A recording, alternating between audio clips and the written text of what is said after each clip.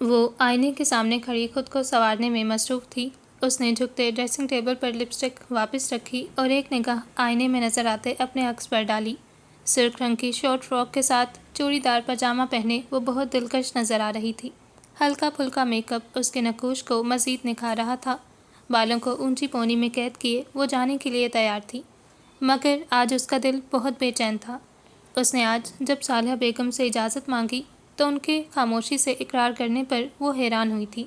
فیصلہ اس کے حق میں تھا، اسے خوش ہونا چاہیے تھا، مگر اسے صالحہ بیگم کی آنکھوں میں جھلکتا وہ تاثر یاد تھا جو اسے بے چین کیے ہوئے تھا۔ وہ گھر کے حالات بخوبی جانتی تھی، مگر پھر بھی وہ جان بوجھ کر انجان بن رہی تھی۔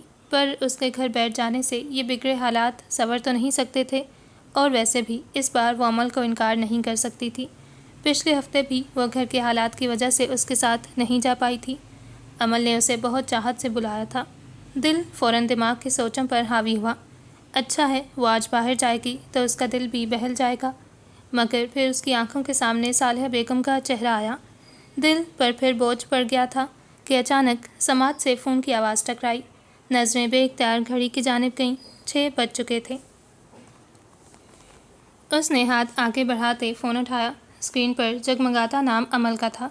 وہ باہر رتبہ کا انتظار کر رہی تھی۔ رتبہ نے موبائل اپنے پرس میں رکھا، دوپٹہ درست کرتے قدم باہر کی جانب بڑھا دیے۔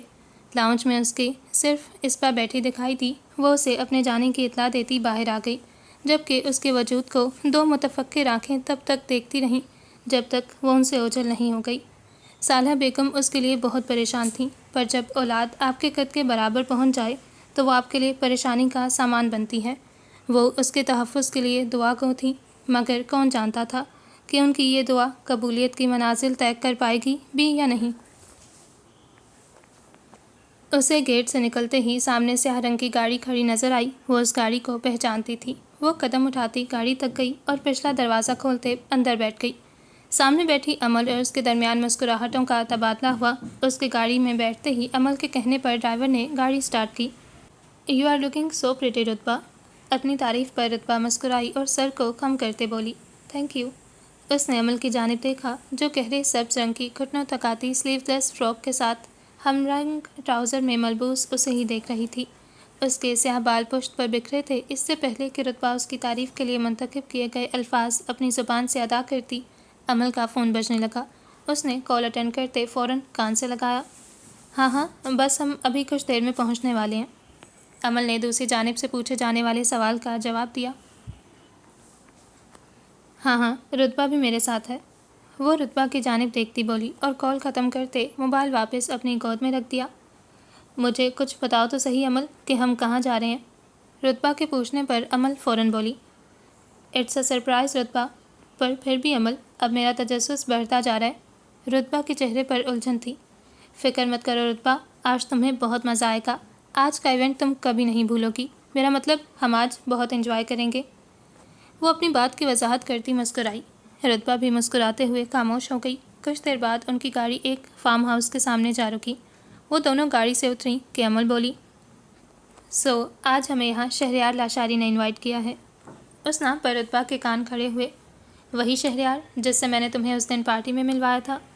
عمل نے اپنی بات جاری رکھی۔ "شہریار نے آج اپنی گریجویشن مکمل ہونے کی خوشی میں سب یونیورسٹی فیلوز کو پارٹی دی ہے"۔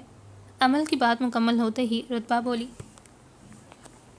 "مگر عمل، میں تو اسے نہیں جانتی، میرا مطلب تم میرے ساتھ ہو رتبہ، اور میں اسے بہت اچھے سے جانتی ہوں"۔ وہ اس کا ہاتھ اپنے ہاتھ میں لیتی بولی، ڈونٹ وری، آؤ میرے ساتھ"۔ وہ اسے ساتھ لیے اندر کی جانب بڑھ گئی۔ ہر جانب روشنیوں کا سما تھا۔ مہنگے اور پرستائش لباس پہنے وہ سب ایک دوسرے کے ساتھ باتوں میں مصروف تھے۔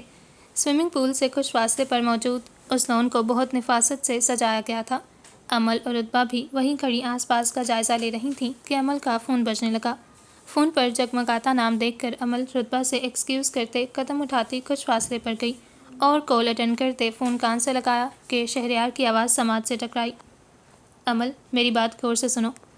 عمل نے ایک نظر رتبہ پر ڈالی جو اس کی جانب ہی دیکھ رہی تھی۔ بولو"۔ عمل کی آواز بہت مدھم تھی۔ "تم 10 منٹ تک کسی بھی طرح رتبہ کو اوپر روم میں لے آؤ، باقی آگے سب میں دیکھ لوں گا"۔ اس کی بات پر عمل جو مسکراتے ہوئے رتبہ کی جانب دیکھ رہی تھی بولنے لگی، اوکے شہری، بٹ بی کیئرفل، میں نہیں چاہتی کہ آج کوئی بھی گڑبڑ ہو۔ تم فکر مت کرو عمل، سب ویسا ہی ہوگا جس طرح ہم نے پلان کیا ہے۔ تم بس رتبہ کو روم میں چھوڑتے فوراً میرے پاس آنا۔ اوکے۔ عمل نے یہ کہتے فون کاٹ دیا کہ اتنے میں اس کی سماعت سے دوبارہ فون بجنے کی آواز ٹکرائی۔ امی سو گئی اسبا؟ آبرو نے اپنے سامنے رکھی بریانی کی پلیٹ کی جانب دیکھتے سامنے بیٹھی اسبا سے پوچھا۔ نہیں، امی ابھی جاگ رہی ہیں۔ آبرو نے گھڑی کی جانب دیکھا جو رات کے 9 بجا رہی تھی۔ سب خیر ہے نا اسبا؟ کوئی آیا تھا آج؟ آبرو نے کھانا شروع کرتے اس سے پوچھا۔ اسے آج آفس سے واپسی پر بہت دیر ہو گئی تھی۔ گھر واپس آتے وہ صالحہ بیگم سے ملتے فریش ہو کر اب کھانا کھانے بیٹھی تھی۔ نہیں، کوئی نہیں آیا، وہ بس رتبہ گھر سے باہر ہے، اس لیے انہیں نیند نہیں آ رہی۔ آبرو کو ایک دم رتبہ کا خیال آیا۔ کہاں ہے وہ؟ آبرو کو ایک دم پریشانی نے آ گھیرا۔ وہ پارٹی پر گئی ہے۔ اسبا کے جواب پر اس کی پریشانی میں غصے کا اضافہ ہوا۔ کس کے ساتھ؟ سوال فوری تھا۔ عمل کے ساتھ۔ جواب بھی فوراً آیا۔ یہ لڑکی بھی نہ، کتنی بار سمجھایا اسے، مگر یہ میری بات نہیں مانتی۔ آبرو غصے اور افسوس کے ملے جلے تاثرات لیے بولی۔ اسبا خاموش رہی۔ واپسی کا کچھ بتایا تھا اس نے؟ آبرو کے سوال پر اسبا بولنے لگی۔ ہاں، کہہ رہی تھی کہ عمل ہی اسے گھر چھوڑے گی۔ دوبارہ عمل کا نام سنتے آبرو کے غصے میں اضافہ ہوا۔ وہ صرف ایک بار عمل سے ملی تھی اور اس ایک ملاقات میں ہی وہ آبرو کو پر اسرار محسوس ہوئی تھی، اور پھر اس کی رتبہ کے ساتھ ہوئی وہ لڑائی بھی آبرو جانتی تھی۔ اس نے بہت بار رتبہ کو اس سے دور رہنے کا کہا تھا، مگر رتبہ نے ہر بار اس کی بات کو نظر انداز کیا تھا۔ آبرو نے کھانے کی پلیٹ سائڈ پر کرتے اپنا فون اٹھایا اور رتبہ کو فون ملانے لگی۔ آبرو، پہلے کھانا تو کھا لو۔ اسبا کی بات پر آبرو اس کی جانب دیکھتی بولی، میں بعد میں کھا لوں گی اسبا، ابھی مجھے رتبہ سے بات کرنی ہے۔ آبرو کی بات پر اسبا نے پلیٹ کی جانب دیکھا جس میں سے آبرو نے بامشکل 2 سے 3 چمچ چاول کھائے تھے۔ وہ افسوس بھرے انداز میں پلیٹ اٹھاتی کمرے سے چلی گئی، جبکہ آبرو بار بار رتبہ کو کال ملا رہی تھی۔ بیل جانے کے باوجود بھی رتبہ فون نہیں اٹھا رہی تھی۔ اس نے دوبارہ کال ملائی کہ اس بار چوتھی بیل پر فون اٹھا لیا گیا۔ ہیلو رتبہ؟ دوسری جانب سے آتی میوزک کی آواز کے پیش نظر آبرو اونچی آواز میں بولی۔ دوسری جانب سے کوئی آواز نہ آئی۔ رتبہ کہاں ہو تم؟ وہ دوبارہ بولی کہ دوسری جانب سے ایک آواز اس کی سماعت سے ٹکرائی۔ وہ آواز رتبہ کی نہیں بلکہ عمل کی تھی۔ رتبہ نے آپ کو بتایا نہیں کہ وہ آج کہاں آئی ہے؟ آبرو اس آواز کو پہچانتی تھی۔ میری رتبہ سے بات کرواؤ۔ آبرو کے لہجے کی سختی عمل محسوس کر سکتی تھی۔ وہ ابھی بہت مصروف ہے۔ عمل نے یہ کہتے فون کاٹ دیا اور فون پاور آف کرتے اپنے پاس رکھ لیا، جبکہ اس کی نظروں کمر کر سامنے سعدیہ کے ساتھ باتوں میں مصروف رتبہ تھی، جو اپنا موبائل اور پرس یہیں عمل کے پاس چھوڑ گئی تھی۔ آبرو نے دوبارہ کال ملائی مگر رتبہ کا فون بند جا رہا تھا۔ اس کے غصے میں مزید اضافہ ہوا۔ اس کا دل رتبہ کے لیے بہت پریشان ہونے لگا تھا۔ پہلے کیس کی پریشانی اور اب یہ۔ آبرو کا سر درد کرنے لگا تھا، مگر اس لمحے وہ سوائے انتظار کے اور کچھ نہیں کر سکتی تھی۔ تو پھر کیسا لگا تمہیں یہ فارم ہاؤس؟ عمل کے پوچھنے پر رتبہ مسکراتے ہوئے بولی، بہت بڑا اور خوبصورت۔ لہجے میں ستائش تھی۔ یہ فارم ہاؤس شہریار کے ڈیڈ کا ہے، وہ میرے ڈیڈ کے پرانے دوست ہیں۔ وہ رکی۔ تم نے شہریار کے ڈیڈ کا نام تو سنا ہی ہوگا، آخر انہیں کون نہیں جانتا؟ عمل کی بات پر رتبہ کے چہرے پر ابھرتا لاعلمی کا تاثر دیکھتے وہ پھر سے بولی، فیاض لاشاری، جو لاشاری ٹیکسٹائلز کے آنر ہیں، وہی شہریار کے ڈیڈ ہیں۔ رتبہ کے چہرے پر شناسائی کی رمق ابھری۔ اوہ آئی سی۔ فیاض لاشاری کو وہ حیات صاحب کی وجہ سے جانتی تھی، کیونکہ وہ بھی اسی کمپنی میں ایک ایمپلائی تھے، مگر اس نے اس بات کا ذکر ابھی مناسب نہ سمجھا۔ اس سے پہلے کہ عمل کچھ اور کہتی، ایک ویٹر ہاتھ میں جوس کی ٹرے لیے ان کے قریب آیا، اور یہیں عمل کے دماغ نے حرکت کی اور اس نے جوس کا گلاس اٹھاتے رتبہ کی جانب بڑھایا، مگر رتبہ کے پکڑنے سے پہلے وہ گلاس عمل کے ہاتھ سے سلپ ہوا اور رتبہ کے کپڑوں کو داغدار کر گیا۔ رتبہ فوراً پیچھے ہٹی، جبکہ شیشے کا وہ گلاس زمین پر گرتے کئی ٹکڑوں میں تقسیم ہو گیا تھا۔ میوزک کی تیز آواز کی وجہ سے کوئی بھی ان کی جانب متوجہ نہ تھا۔ سوری رتبہ، پتہ نہیں کیسے۔ اٹس اوکے عمل، کوئی بات نہیں۔ رتبہ اپنی فراک کا دامن دیکھتی بولی، جو مکمل بھیگ چکا تھا۔ تم میرے ساتھ آؤ رتبہ۔ وہ اس کا ہاتھ تھامتے اسے اپنے ساتھ لے جانے لگی۔ عمل، میری بات تو سنو۔ رتبہ اس کے ساتھ کھنچتی چلی گئی۔ ایک کمرے کے سامنے پہنچتے وہ اسے کیے اندر داخل ہوئی۔ تم یہیں انتظار کرنا رتبہ، میں تمہارے لیے ڈریس کا ارینج کرتی ہوں۔ عمل، اس کی کوئی ضرورت ہے رتبہ، یہ میری غلطی ہے، مجھے اسے ٹھیک کرنا ہوگا۔ عمل کے بولنے پر رتبہ بولنے ہی لگی تھی کہ عمل دوبارہ بولی، تم یہیں رکنا، میں بھی آتی ہوں۔ وہ یہ کہتے وہاں سے چلی گئی، جبکہ رتبہ کے الفاظ اس کی زبان پر آتے آتے رہ گئے۔ اس نے ایک نظر کمرے میں موجود سامان کی جانب دیکھا۔ کمرے کو بہت نفیس طریقے سے سجایا گیا تھا۔ وہ خاموشی سے بیڈ پر بیٹھ گئی، کیونکہ اس کے علاوہ اس کے پاس اور کوئی رستہ نہ تھا۔ وہ وہیں کمرے میں بیٹھی اپنے دامن پر لگے اس داغ کو دیکھ رہی تھی کہ ایک دم کوئی کمرے میں داخل ہوا۔ وہ فوراً اپنی جگہ سے اٹھ کھڑی ہوئی۔ کون ہو تم؟ اس شخص کی پشت رتبہ کی جانب تھی۔ رتبہ کی آواز پر وہ دروازہ لوک کرتے پلٹا۔ وہ شہریار تھا۔ رتبہ کو فوراً اپنی پوزیشن کا احساس ہوا۔ اسے یوں اپنے ساتھ کمرے میں اکیلے دیکھتے اس کے اوساں خطا ہوئے۔ تم یہاں کیا کر رہے ہو؟ اس کی آواز میں گھبراہٹ واضح تھی۔ اس کی اس حالت پر شہریار محسوس ہوا۔ یہ سوال تو مجھے تم سے کرنا چاہیے کہ تم یہاں میرے کمرے میں کیا کر رہی ہو؟ اس کے چہرے پر موجود مسکراہٹ رتبہ کو خوفزدہ کر رہی تھی۔ وہ قدم رتبہ کی جانب بڑھانے لگا۔ رتبہ کا دل بہت تیزی سے دھڑک رہا تھا۔ ماتھے پر پسینے کی ننھی بوندیں نمودار ہونے لگیں۔ دروازہ کھولو، مجھے باہر جانا ہے۔ اس کا حلق سوکھ چکا تھا۔ آواز لڑکھڑاہٹ کا شکار تھی۔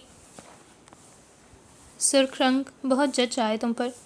وہ اس کی بات کو نظر انداز کرتا بولا۔ رتبہ کی ہتھیلیاں پسینے سے بھیگنے لگیں۔ تم دور رہو، میرے پاس مت آنا۔ اس کے بڑھتے قدموں پر رتبہ کے قدم بے اختیار پیچھے کی جانب اٹھنے لگے۔ نہیں تو کیا کرو گی؟ ہاں، شور مچاؤ گی، سب کو بلاؤ گی؟ تو بلاؤ، میں بھی یہی چاہتا ہوں کہ لوگ تمہیں یوں اکیلے میرے ساتھ کمرے میں دیکھیں۔ وہ رتبہ سے صرف چند قدم فاصلے پر کھڑا تھا۔ دیکھو، مجھے جانے دو، میں نے تمہارا کیا بگاڑا ہے؟ رتبہ کی کمزور آواز پر وہ ہنسنے لگا۔ یادداشت بہت کمزور ہے تمہاری رتبہ، بہت اہم چیزیں اور واقعات بھول جاتی ہو۔ وہ مزید آگے بڑھا۔ رتبہ کو اپنی سانس بند ہوتی محسوس ہوئی۔ چلو کوئی بات نہیں، میں یاد کروا دیتا ہوں۔ اس کے الفاظ رتبہ کو وہ سب یاد دلا رہے تھے جسے وہ فراموش کر بیٹھی تھی۔ اب تو یقیناً تمہیں سب یاد آ گیا ہوگا۔ رتبہ کے لب پھڑپھڑائے۔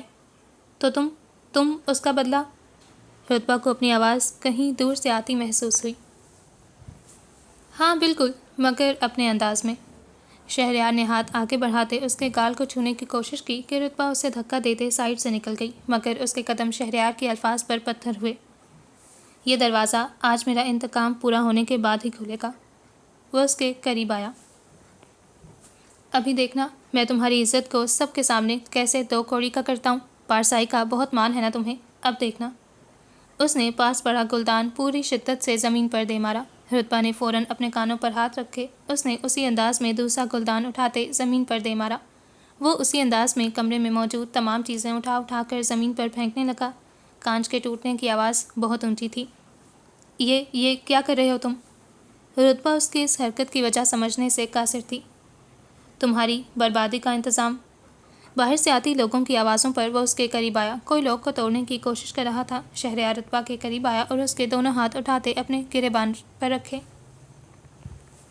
عین اسی وقت لوگ کے ٹوٹنے کی آواز کے ساتھ دروازہ کھل گیا۔ لوگ اندر داخل ہونے لگے اور اسی لمحے رتبہ کو ایسا محسوس ہوا کہ آج اس کا آخری دن ہے۔ رتبہ اپنے ہاتھ شہریار کے گریبان سے ہٹاتے فوراً اس سے دور ہوئی۔ سب لوگوں کی سوالیہ نگاہوں کا مرکز رتبہ اور شہریار تھے۔ رتبہ کو ان سب کی آنکھوں میں موجود تاثر اپنی روح کے آر پار ہوتا محسوس ہو رہا تھا۔ اس کی نظر سامنے کھڑی عمل پر پڑی۔ دل کو کچھ حوصلہ ہوا اور وہ بھاگتے ہوئے اس کی جانب گئی۔ اس مجمع میں اس کی سب سے گہری شناسائی صرف اسی سے تھی۔ عمل یہ میرے ساتھ زبردستی۔ اس کی بات مکمل ہونے سے پہلے شہریار بولنے لگا۔ یہ جھوٹ بول رہی ہے، میں نے ایسا کچھ نہیں کیا، بلکہ اس نے خود مجھے یہاں بلایا تھا۔ رتبہ کی آواز اس کی اونچی آواز میں کہیں دب کر رہ گئی۔ یہ جھوٹ، عمل تم بتاؤ ان سب کو کہ مجھے اس روم میں تم چھوڑ کر گئی تھی، وہ جوس۔ رتبہ کی آواز، اس کے الفاظ لڑکھڑاہٹ کا شکار تھے۔ یہ تم کیا کہہ رہی ہو رتبہ؟ کون سا جوس؟ اور میں نے تمہیں یہاں کب چھوڑا؟ رتبہ کو لگا آسمان اس کے سر پر آ گرا ہو۔ اس نے عمل کی آنکھوں میں موجود اجنبیت کا تاثر دیکھا۔ یہ وہ عمل نہ تھی جسے وہ اپنا دوست مانتی تھی۔ دیکھا، آپ سب نے یہ لڑکی مجھ پر جھوٹا الزام لگا رہی ہے۔ اس نے مجھے خود یہاں بلایا اور جب میں یہاں آیا تو… اس نے بات جان بوجھ کر ادھوری چھوڑ دی۔ مجھے تو بولتے ہوئے بھی شرم آ رہی ہے۔ رتبہ کو اپنا وجود منو زمین میں دفن ہوتا محسوس ہوا، مگر اسے اپنے کردار پر آئے اس داغ کو مٹانا تھا۔ یہ کیا بول رہے ہو تم؟ میں تمہیں یہاں کیوں بلاؤں گی؟ میں نے تمہیں یہاں نہیں بلایا۔ وہ نفی میں سر ہلاتے سب کو اپنی بات کا یقین دلانے کی کوشش کر رہی تھی۔ اس نے آج سے پہلے کبھی خود کو اتنا بے بس محسوس نہیں کیا تھا۔ کیونکہ تم مجھ سے بدلہ لینا چاہتی ہو؟ رتبہ نے حیرت سے اس کی جانب دیکھا۔ کیا بکواس کر رہے ہو تم؟ میں تم سے بدلہ؟ رتبہ کے الفاظ دم توڑ گئے۔ اپنی ریجیکشن کا بدلہ؟ تم آج مجھ پر گھٹیا الزام لگاتے۔ یہ جھوٹ بول رہا ہے، میں تو اسے جانتی بھی نہیں ہوں۔ رتبہ چیخی کہ اس کی سماعت سے عمل کی آواز ٹکرائی۔ اس کے الفاظ رتبہ کو کوڑوں کی مانند محسوس ہوئے۔ شہریار سچ بول رہا ہے رتبہ، جھوٹ تم بول رہی ہو۔ وہ قدم اٹھاتی آگے آئی۔ تم یونیورسٹی کے اسٹارٹ سے ہی شہریار کو پسند کرتی تھی، تم نے اسے پروپوز بھی کیا تھا، مگر آج اس نے تمہیں انکار کیا تو تمہاری ایگو ہرٹ ہوئی تھی۔ اس کی بات پر رتبہ نفی میں سر ہلاتی اس کے پاس آئی۔ وہ آج خود کو بہت ہارا ہوا محسوس کر رہی تھی۔ وہ آس پاس کھڑے سب تماشائیوں کے درمیان تماشا بن کر رہ گئی تھی۔ یہ تم کیا بول رہی ہو عمل؟ میرے پاس ثبوت ہیں رتبہ۔ آواز شہریار کی تھی۔ رتبہ نے زور سے آنکھیں میچھی۔ میں تو تمہیں اپنی دوست سمجھتا تھا، مگر تمہارے ارادے تو کچھ اور ہی تھے۔ اس نے اپنا موبائل نکالتے سب کو مخاطب کیا۔ یہ دیکھو تمہاری وہ تصاویر جو تم مجھے روز بھیجتی تھی، اور تمہارا کہنا ہے کہ تم مجھے جانتی ہی نہیں۔ وہ استہزائیہ ہنسا۔ رتبہ کا دل چاہا کہ اسی وقت زمین پھٹے اور وہ اس میں سما جائے۔ یہ میسیجز، یہ کالز، کیا یہ سب بھی جھوٹ ہے؟ رتبہ سمجھ چکی تھی کہ اس سب کے پیچھے کس کا ہاتھ ہے۔ اس نے عمل کی آنکھوں میں دیکھا۔ اسے آج اس کا وہ چہرہ دکھائی دے رہا تھا جو اس کی آنکھیں آج سے پہلے دیکھنے سے قاصر تھیں۔ یہ سب جھوٹ ہے، سب جھوٹ ہے، میں اسے نہیں جانتی، میں… آنسو اس کی آنکھوں سے بہنے لگے۔ آنسوؤں میں بے بسی تھی۔ اچھا تو پھر کیا ہے؟ آخری پارٹی میں لی گئی رتبہ اور شہریار کی تصویر سب کی آنکھوں کے سامنے تھی۔ اب تم یہ بھی کہو گی کہ یہ تصاویر بھی جھوٹ ہیں؟ رتبہ کو اپنا سر پھٹتا ہوا محسوس ہونے لگا۔ مجھے تم سے ہرگز یہ امید نہیں تھی کہ تم اس حد تک گر جاؤ گی۔ مجھے تمہیں اپنی دوست کہتے ہوئے بھی شرم آ رہی ہے۔ وہ عمل تھی، اس کی سب سے اچھی دوست۔ پر دراصل قصور تمہارا نہیں، قصور تمہاری کلاس کا ہے۔ تم جیسی مڈل کلاس لڑکیاں ہمیشہ ایسے ہی ایلیٹ کلاس کے لڑکوں پر ڈورے ڈالتے انہیں پھنسانے کی کوشش کرتی ہیں، اور جب ناکام ہو جاتی ہیں تو یوں ہی انہیں ایموشنلی ٹریپ کرتے انہیں مجبور کر دیتی ہیں۔ رتبہ کے کانوں میں اب مزید کچھ بھی سننے کی سکت نہ تھی۔ سب کی نظروں کی تاب نہ لاتے وہ اپنا وجود گھسیٹنے لگی کہ عمل اس کے قریب آئی۔ رتبہ نے اس کی جانب دیکھا۔ اس کی آنکھوں میں نفرت تھی، حقارت تھی۔ شیم آن یو رتبہ، شیم آن یو۔ رتبہ نفی میں سر ہلاتے روتے ہوئے وہاں سے نکل گئی۔ وہ روتے ہوئے گیٹ سے نکلی۔ اسے آس پاس موجود ہر شخص کی نظریں خود کا مذاق اڑاتی محسوس ہو رہی تھیں۔ اس نے اپنے بہتے آنسو صاف کیے اور دوپٹہ سر پر اوڑھتے اپنا چہرہ ڈھانپا اور چلتی ہوئی پارکنگ ایریا سے گزرتی ایک سمت میں بڑھنے لگی۔ اسے راستے نامعلوم تھے، مگر وہ جلد از جلد اس جگہ سے دور جانا چاہتی تھی۔ وہ آج اپنی اصل منزل، اپنے گھر پہنچنا چاہتی تھی، جس سے وہ فرار تلاش کرتے یہاں آئی تھی۔ وہ تیز تیز قدم اٹھاتی آگے بڑھتی جا رہی تھی۔ ہر اٹھتے قدم کے ساتھ اسے عمل کے ساتھ گزارا گیا ایک خوشگوار لمحہ یاد آتا۔ کیا وہ اس کی دوست تھی؟ جواب فوراً آیا، نہیں۔ عمل اس کی وہ دشمن تھی جسے اس نے خود اپنے آستین میں پالا تھا۔ اس نے دوستی میں اندھا اعتماد کیا تھا اور آج نتائج اس کے سامنے تھے۔ وہ 15 منٹ مسلسل چلنے کے بعد میں مین روڈ تک پہنچ گئی تھی۔ پاؤں میں پہنی ہیلز پاؤں کو زخمی کر رہی تھی، مگر روح پر لگے اس زخم کے سامنے پاؤں پر موجود زخم کوئی حیثیت نہ رکھتے تھے۔ اس نے اپنے آنسو صاف کیے اور آگے بڑھتے ایک رکشہ رکواتے اس میں بیٹھ گئی۔ رکشے والے کو اپنی منزل کا پتہ دیتے رکشہ اب اس کے گھر کی جانب رواں تھا۔ اسے بار بار صالحہ بیگم اور آبرو کی باتیں یاد آ رہی تھیں کہ جب وہ اسے عمل سے دور رہنے کا کہتے تھے، مگر وہ ہمیشہ عمل کی حمایت کرتے اپنے الفاظ سے اس کی دل آزاری کرتی۔ اس نے اپنے گھر والوں پر کسی غیر کو ترجیح دی تھی اور آج وہ سب کے سامنے رسوا ہوئی تھی۔ اس کی آنکھوں سے آنسو مسلسل بہہ رہے تھے۔ اس کا دل بہت بری طرح ٹوٹا تھا۔ اسے دوستی میں دھوکا ہوا تھا، اور دوست کا دیا ہوا دھوکا بہت تکلیف دہ ہوتا ہے۔ دوستی کا رشتہ بے غرض ہوتا ہے اور اس میں ملے دھوکے کی چوٹ بہت گہری ہوتی ہے۔ ہمارے آس پاس موجود لڑکیاں بھی بہت جلد دوسروں پر اعتبار کرتے اپنے تمام راز کسی دوسرے کو دے دیتی ہیں، کیونکہ وہ یہ فراموش کر بیٹھتی ہیں کہ ایک انسان جیسا دکھائی دیتا ہے وہ حقیقت میں بھی ویسا ہے یا نہیں۔ جلدی میں کیا گیا اندھا اعتماد اکثر گہرے زخم دے جاتا ہے۔ اس نے اپنا پرس کھولتے موبائل نکالا، اس کا موبائل بند پڑا تھا۔ اس نے فوراً اپنا موبائل آن کیا۔ موبائل آن کرتے ہوئے اس کی آنکھیں پھر سے بھیگیں۔ آبرو کی 6 مسڈ کالز کا نوٹیفیکیشن سامنے جگمگا رہا تھا۔ اس نے موبائل دوبارہ اندر ڈال دیا۔ زخمی دل سے خون پوری شدت سے رس رہا تھا۔ اس کی دوستی اس کی سب سے بڑی دشمن تھی، اور اگر آپ کا دوست آپ کا دشمن ہو جائے تو وہ ہمیشہ آپ کی کمزوریوں پر وار کرتا ہے، کیونکہ دوستوں پر انسان اپنی ہر کمزوری عیاں کر دیتا ہے۔ دوستی میں احتیاط انسان کو بہت سی مصیبتوں سے بچاتی ہے۔ اس کا سر درد سے پھٹ رہا تھا۔ آنکھوں کے سامنے بار بار اندھیرا چھانے لگا کہ رکشے والے کی آواز نے اسے اپنی جانب متوجہ کیا۔ باجی، آگے کس طرف مڑنا ہے؟ اس کے سوال پر رتبہ ہوش میں آئی۔ جلدی سے آس پاس نظر دوڑاتے اسے جواب دیا، دائیں، دائیں جانب۔ وہ اپنے آپ پر قابو پاتی بولی۔ کچھ دیر بعد رکشہ اس کے گھر کے سامنے جا رکا۔ اپنی منزل کو سامنے دیکھتے وہ فوراً بولی۔ اپنا پرس کھولتے گزری 1000 کا نوٹ رکشے والے کو دیتے گیٹ کی جانب مڑی کہ رکشے والے نے اسے پکارا، باجی، بقیہ پیسے بھی تو لیتی جائیں۔ رتبہ غائب دماغی سے اس کے پاس گئی، پیسے اس سے لیتے پرس میں ڈالتے گیٹ تک آئی اور بیل بجانے لگی۔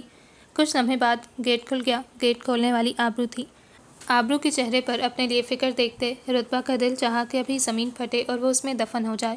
اس نے عمل کے لیے اپنی اس بہن کا دل دکھایا تھا جو آج اس کے لیے اتنی پریشان تھی، جبکہ دوسری جانب رتبہ کی جانب دیکھتے آبرو کا دل ایک دم کسی انہونی کا اندیہ دینے لگا۔ اس کے بہتے آنسو، روئی ہوئی لال آنکھیں، وہ حقیقی معنوں میں بہت پریشان ہوئی تھی۔ رتبہ، تم ٹھیک ہو؟ گیٹ بند کرتے وہ فوراً بولی، جس پر رتبہ نے بآواز روتے ہوئے سر نفی میں ہلایا۔ اس کے سر میں درد کی شدید لہر اٹھی، سامنے کا منظر دھندلایا اور ایک دم اس کی آنکھوں کے سامنے مکمل اندھیرا چھا گیا اور وہ اپنے پیچھے کھڑی آبرو کے بازوؤں میں بے ہوش ہو گئی۔ آبرو نے اسے گرتا دیکھ کر فوراً سنبھالا۔ رتبہ، رتبہ، آنکھیں کھولو رتبہ۔ وہ اس کے گال تھپ تھپا رہی تھی مگر اس کی بند آنکھوں میں ذرا بھی حرکت نہ ہوئی۔ اسبا، اسبا، اس نے اونچی آواز میں اسبا کو پکارا۔ اسبا سامنے کا منظر دیکھتی بھاگتی ہوئی ان کے پاس آئی۔ رتبہ، رتبہ، وہ بھی رتبہ کی جانب بڑھنے لگی کہ آبرو نے اسے مخاطب کیا، پانی لے کر آؤ اسبا، فوراً۔ اسبا اس کی بات سنتے تیزی سے اندر گئی۔ اتنے میں صالحہ بیگم بھی باہر آئیں۔ وہ تیزی سے ان کے پاس پہنچنا چاہتی تھی مگر ان کی صحت ان کا ساتھ نہیں دے رہی تھی۔ صالحہ بیگم اور اسبا ایک ساتھ ہی ان کے قریب آئیں۔ آبرو، کیا ہوا ہے رتبہ کو؟ وہ پریشانی سے وہیں اس کے پاس زمین پر بیٹھنے لگیں۔ کچھ نہیں امی، بس یہ بے ہوش ہو گئی ہے۔ آبرو نے اسبا سے پانی کا گلاس لیتے پانی رتبہ کے چہرے پر ڈالا مگر اس کے وجود میں بالکل بھی جنبش نہ ہوئی۔ اسے ہوش کیوں نہیں آ رہا آبرو؟ صالحہ بیگم کی آواز رند گئی، جبکہ یہی بات آبرو کو بھی پریشان کر رہی تھی۔ مجھے رتبہ کو ہسپتال لے جانا ہوگا امی۔ اس نے فوراً اسبا سے موبائل منگواتے ایمبولینس کو کال کی۔ میں تمہارے ساتھ جاؤں گی آبرو۔ صالحہ بیگم کی بات پر آبرو بولی، پریشان مت ہو امی، رتبہ کو کچھ نہیں ہوگا، آپ اور اسبا گھر پر ہی رکیں، میں رتبہ کے ساتھ جا رہی ہوں، میں فون پر آپ کو ساتھ ساتھ اس کی خیریت کی خبر دیتی رہوں گی۔ صالحہ بیگم بے چین ہوئی مگر آبرو کی بات درست تھی، انہیں گھر پر ہی رکنا چاہیے تھا۔ رتبہ کو اسٹریچر پر ڈالتے ہسپتال کے اندر لے جایا گیا۔ آبرو کا دل اسٹریچر پر پڑی اپنی بہن کے وجود کو دیکھتے کانپ رہا تھا۔ اس کا دل آج رتبہ کے لیے بہت شدت سے گھبرا رہا تھا۔ ہسپتال کی راہداریوں سے گزرتے اس کا اسٹریچر آپریشن تھیٹر کے سامنے جا کر رکا اور رتبہ کو اندر لے جایا گیا۔ وہ وہیں ادھر سے ادھر چکر لگاتے رتبہ کے لیے دعا گو تھی کہ 20 منٹ گزرنے کے بعد بھی ڈاکٹرز کی جانب سے کوئی خبر موصول نہ ہوئی۔ گھر سے بار بار کال آ رہی تھی۔ اسے سمجھ نہیں آ رہا تھا کہ اب وہ کیا کرے، کسے اپنی مدد کے لیے پکارے کہ اچانک ذہن میں ایک خیال نمودار ہوا مگر رات کے اس پہر یہ نامناسب تھا، پر اس کے علاوہ اس کے پاس اور کوئی حل موجود نہ تھا۔ اس نے موبائل نکالتے ایک نمبر ڈائل کیا۔ بیل جا رہی تھی۔ ہر بیل کے ساتھ آبرو کی دھڑکن بڑھتی جا رہی تھی۔ اگر اس نے بھی فون نہ اٹھایا تو کہ کال دوسری جانب سے ریسیو کر لی گئی۔ ہیلو، ایک نیند میں ڈوبی مردانہ آواز سماعت سے ٹکرائی۔ اسے اپنے اس عمل پر افسوس ہوا مگر آج وہ بہت مجبور تھی۔ ہیلو، میں آبرو بات کر رہی ہوں۔ یہ نام سنتے دوسری جانب موجود تاشفین کی نیند ایک دم اڑی۔ وہ یہ آواز کیسے بھول سکتا تھا؟ وہ فوراً اپنے بیڈ پر سے اٹھا، نظر بے اختیار گھڑی کی جانب گئی جو رات کا 1 بجا رہی تھی۔ اس کے دماغ میں پہلا خیال صالحہ بیگم کا آیا۔ ہیلو آبرو، سب خیریت ہے نا آنٹی؟ کیا آپ پلیز اس وقت ہاسپٹل آ سکتے ہیں؟ آبرو اس کی بات کاٹتی بولی۔ اس کے لہجے میں پوشیدہ پریشانی تاشفین کو محسوس ہو سکتی تھی۔ وہ اصرار نہ بھی کرتی تو وہ فوراً وہاں پہنچ جاتا۔ دراصل وہ، آپ پریشان نہ ہو آبرو، میں ابھی 10 منٹ میں ہاسپٹل پہنچ جاؤں۔ وہ بغیر وجہ جانے اس کی ایک پکار پر اس کے پاس آ رہا تھا۔ آبرو نے فون کاٹتے آنکھیں بند کیں اور ایک گہری سانس لی۔ ایک آنسو آنکھ کے کنارے سے پھسلتا اس کے رخسار پر بہہ گیا۔ وہ پاس پڑے بینچ پر جا بیٹھی کہ پورے 10 منٹ بعد اسے وہ دائیں جانب سے اپنی جانب آتا دکھائی دیا۔ آسمانی رنگ کی شرٹ کے ساتھ سیاہ پینٹ پہنے وہ تیز تیز قدم اٹھا رہا تھا۔ لیدر کی سیاہ جیکٹ کو درز کرتا وہ اس کے پاس آیا۔ آبرو بھی اپنی جگہ سے اٹھ کھڑی ہوئی۔ وہ تیز ڈرائیو کرتا آدھے گھنٹے کا راستہ 10 منٹ میں طے کرتے یہاں پہنچا تھا۔ آبرو اسے رتبہ کی حالت کے بارے میں بتانے لگی، جس پر وہ اسے تسلی دیتا آپریشن تھیٹر میں داخل ہوا۔ تقریباً 10 منٹ بعد وہ واپس باہر آیا۔ اس کے تاثرات دیکھتے آبرو کے آس پاس خطرے کی گھنٹیاں بجنے لگیں۔ وہ تیزی سے اس کے پاس گئی۔ رتبہ وہ ٹھیک تو ہے نا؟ اس کا لہجہ متفکر تھا۔ آواز نہ چاہتے ہوئے بھی لڑکھڑا گئی۔ اس کی یہ حالت دیکھتے تاشفین کو بہت تکلیف ہوئی۔ آبرو، بہت حوصلے سے میری بات سنیے گا۔ تاشفین کے الفاظ سنتے آبرو کا دل ایک دم تھم گیا۔ وہ ٹھیک تو ہے نا؟ وہ مدھم آواز میں اپنا سوال دہراتی بولی۔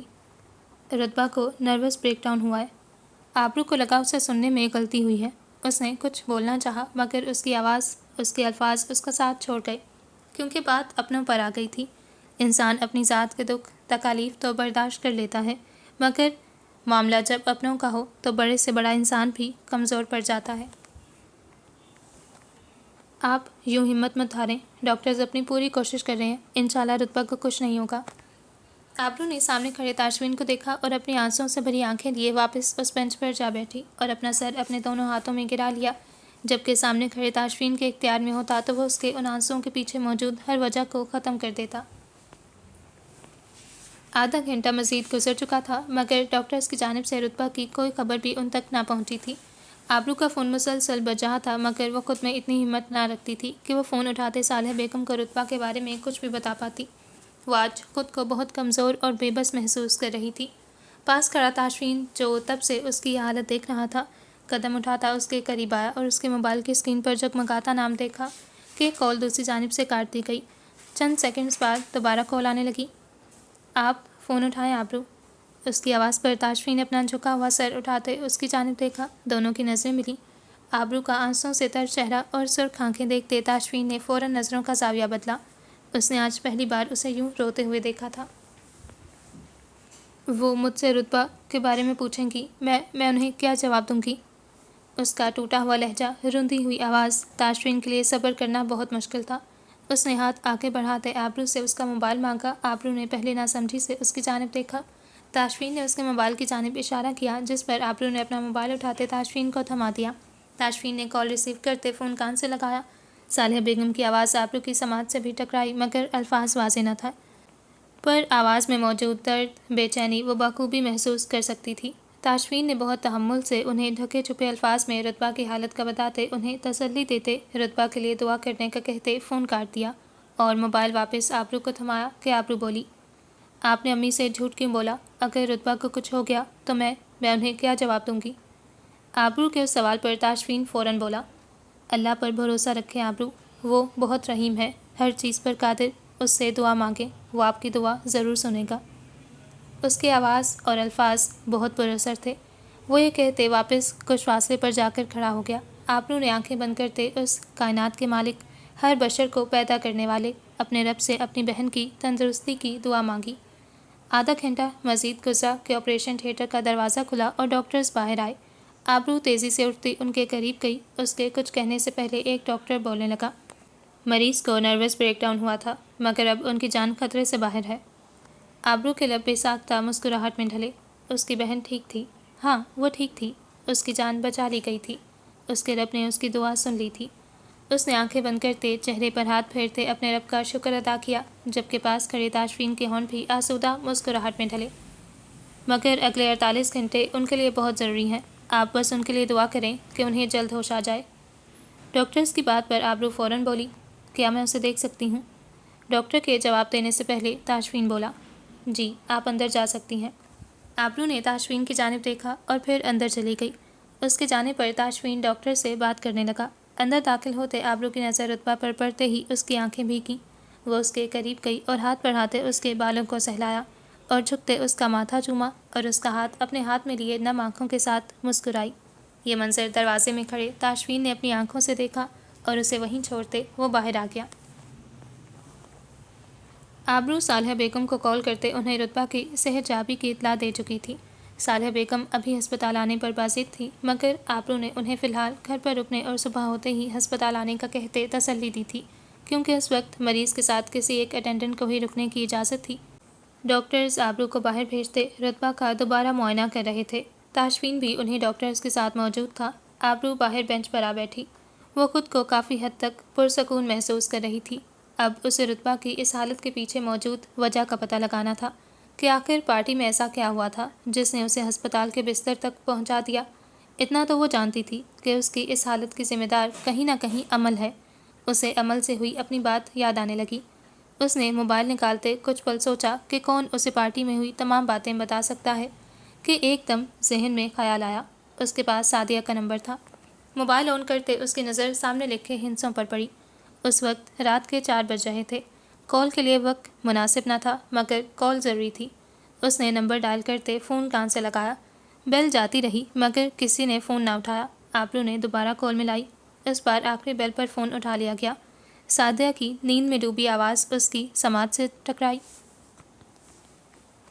آبرو نے بات کا آغاز کرتے اس سے رات میں ہوئی پارٹی کے بارے میں سوال کیا، مگر سعدیہ نے اسے کچھ نہ بتایا، جس پر آبرو کو مجبوراً اسے رتبہ کی حالت کے بارے میں بتانا پڑا، جس پر سعدیہ کی زبان کھلنے لگی۔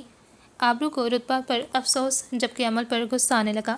فون کر چکا تھا۔ اپنی بہن کے ساتھ ہوئی اس زیادتی کا اسے علم ہو گیا تھا، مگر اسے معلوم تھا کہ اس میں قصوروار اس کی اپنی بہن بھی تھی۔ وہ عمل اور شہریار سے اپنی بہن کے ساتھ کیے گئے سلوک کے بارے میں سوال کرنا چاہتی تھی، مگر اس وقت وہ اس پوزیشن میں نہ تھی کہ وہ کچھ کر پاتی۔ ابھی کیس کے مسائل نے اس کی زندگی کو الجھا رکھا تھا اور اب رتبہ کی صحت اس کے لیے سب سے ضروری تھی۔ وہ انہی سوچوں میں گم تھی کہ اسے اندازہ ہی نہ ہوا کہ کب ڈاکٹرز رتبہ کا معائنہ کرتے چلے گئے۔ وہ اپنی سوچوں کو جھٹکتے اٹھی اور اندر داخل ہوئی، جہاں تاشفین ایک نرس کو رتبہ کے متعلق کچھ ہدایات دے رہا تھا۔ آبرو ان کے قریب چلی گئی، مگر خاموش رہی۔ اس کی موجودگی کو محسوس کرتے تاشفین نے سائڈ ٹیبل پر رکھ کر ایک کاغذ نرس کو تھمایا اور نرس تاشفین کی بات پر سر ہلاتی باہر چلی گئی۔ ڈاکٹرز کیا کہہ رہے تھے رتبہ کے بارے میں؟ آبرو کے سوال پر تاشفین آبرو کی جانب دیکھتے جواب دینے لگا، جبکہ آبرو کی نظروں کا مرکز بیڈ پر موجود رتبہ کا وجود تھا۔ رتبہ ریکور کر رہی ہے۔ آبرو کے لبوں پر ایک پرسکون مسکراہٹ آئی۔ اب بس اس کے ہوش میں آنے کا انتظار ہے۔ آبرو نے نظریں اٹھاتے تاشفین کی جانب دیکھا۔ کچھ دیر تک رتبہ کو ICU میں شفٹ کریں گے، تاکہ جب تک اسے ہوش نہیں آتا اسے انڈر آبزرویشن رکھا جا سکے۔ آبرو نے سمجھنے کے انداز میں سر ہلایا اور سامنے کھڑے تاشفین کو دیکھنے لگی، جو رتبہ کی ڈرپ چیک کر رہا تھا۔ آپ کا بہت بہت شکریہ۔ آپ یوں بار بار شکریہ ادا کر کے مجھے شرمندہ مت کریں۔ میں نے جو کچھ بھی کیا ایک ڈاکٹر ہونے کے ناطے یہ سب میرا فرض تھا۔ وہ آبرو کی بات نرمی سے کاٹتا بولا، جس پر آبرو خاموشی سے مسکرائی۔ آبرو نے آج دل میں ایک بات کا اعتراف کیا تھا کہ سامنے کھڑا مرد صرف ایک اچھا ڈاکٹر ہی نہیں بلکہ ایک اچھا انسان اور ایک اچھا مرد بھی تھا۔ صالحہ بیگم اس بار حرم کے ہمراہ ہسپتال پہنچ چکی تھی۔ رتبہ کو ابھی تک ہوش نہیں آیا تھا۔ وہ سب اس وقت رتبہ کے پاس موجود تھیں۔ صالحہ بیگم کا رو رو کر برا حال تھا۔ وہ کبھی رتبہ کا ماتھا چومتی تو کبھی ہاتھ۔ وہ ایک ایسی ماں تھی جنہوں نے کچھ عرصہ پہلے ہی اپنی اولاد کو کھویا تھا۔ امی امی خود کو سنبھالیں۔ آبرو انہیں اپنے ساتھ لگاتے سنبھالنے لگی۔ رتبہ کی حالت اب خطرے سے باہر ہے، آپ بس اس کے ہوش میں آنے کی دعا کریں۔ وہ انہیں ساتھ پڑے صوفے پر بٹھانے لگی۔ پاس کھڑی اسبا اور حرم بھی رتبہ کی اس حالت پر بہت پریشان تھیں۔ میں کیسے صبر کروں بیٹا؟ مجھ سے اب یہ سب برداشت نہیں ہوگا، میری بچی اس حال میں۔ آبرو نے انہیں گلے لگا لیا۔ اسی لمحے تاشفین کمرے میں داخل ہوا۔ وہ صبح ہی سبرینا کو کال کرتے سارے معاملے کی تفصیل سے آگاہ کر چکا تھا۔ سبرینا ہسپتال آنا چاہتی تھی، مگر تاشفین نے انہیں روک دیا تھا۔ وہ چاہتا تھا کہ ایک بار رتبہ کو ہوش آ جائے، پھر وہ وہاں آ کر صالحہ بیگم اور رتبہ سے مل لیں، اور ویسے بھی ہسپتال میں اتنے لوگوں کا جمع ہو جانا مریض کے لیے بھی نقصان دہ تھا۔ صالحہ بیگم روتے روتے گہری سانس لینے لگیں۔ تاشفین ان کی جانب متوجہ ہوا اور تیزی سے اس جانب آیا۔ گلے میں پہنا اسٹیتھوسکوپ اتارتے ان کی دھڑکن کا معائنہ کرنے لگا۔ وہ مسلسل رو رہی تھیں۔ تاشفین نے سامنے بیٹھی آبرو کو مخاطب کیا، آبرو انہیں سنبھالنے کی کوشش کریں ورنہ ان کی طبیعت بگڑ جائے گی۔ آپ سب کا یہاں رکنا ٹھیک نہیں ہے۔ وہ رکا۔ آبرو اس کی جانب دیکھ رہی تھی۔ میں آپ لوگوں کے لیے الگ روم کا ارینج کرتا ہوں۔ آپ آنٹی کو وہاں لے جائیں۔ صالحہ بیگم تاشفین کی بات سنتے بولی، نہیں بیٹا، مجھے اپنی بچی کے پاس رکنا ہے۔ ان کی آواز مدھم مگر لہجے میں ضد تھی۔ آنٹی، آپ رتبہ کے لیے پریشان مت ہوں، وہ بالکل ٹھیک ہے، پر اگر آپ یوں ہی روتی نہیں تو آپ کی طبیعت بگڑ جائے گی۔ مجھ پر بھروسہ رکھیں، رتبہ بالکل ٹھیک ہے۔ تاشفین صالحہ بیگم کو تسلی دیتا بولا اور اپنی جگہ چھوڑتے اٹھ کھڑا ہوا۔ کچھ دیر بعد وہ سب ایک الگ کمرے میں موجود تھے۔ نرس صالحہ بیگم کو ڈرپ لگا رہی تھی، جبکہ تاشفین بھی ان کے پاس ہی کھڑا تھا کہ صالحہ بیگم نے آبرو کو مخاطب کیا۔ آبرو، مجھے کچھ تو بتاؤ کہ رتبہ کو کیا ہوا تھا، وہ کیسے اس حال کو پہنچی؟ صالحہ بیگم کے سوال پر آبرو نے کن اکھیوں سے پاس کھڑے تاشفین اور صالحہ بیگم کے پاس کھڑی نرس کو دیکھا کہ تاشفین کے الفاظ اس کی سماعت سے ٹکرائے۔ آپ آنٹی کا خیال رکھیے گا، کوئی بھی مسئلہ ہو تو مجھے ضرور بتائیے گا، میں بھی آتا ہوں۔ اس نے آبرو کی جانب دیکھتے اپنی بات کہی اور پھر نرس کو مخاطب کیا، آپ بھی میرے ساتھ آئیے۔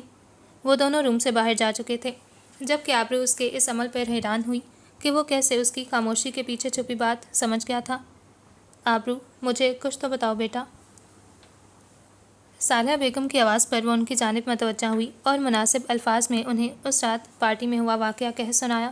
اس نے انہیں صرف اتنا بتایا تھا کہ رتبہ کی اپنی دوست سے شدید دل کلامی ہوئی تھی، کیونکہ وہ اصل بات انہیں بتاتے مزید پریشان نہیں کرنا چاہتی تھی۔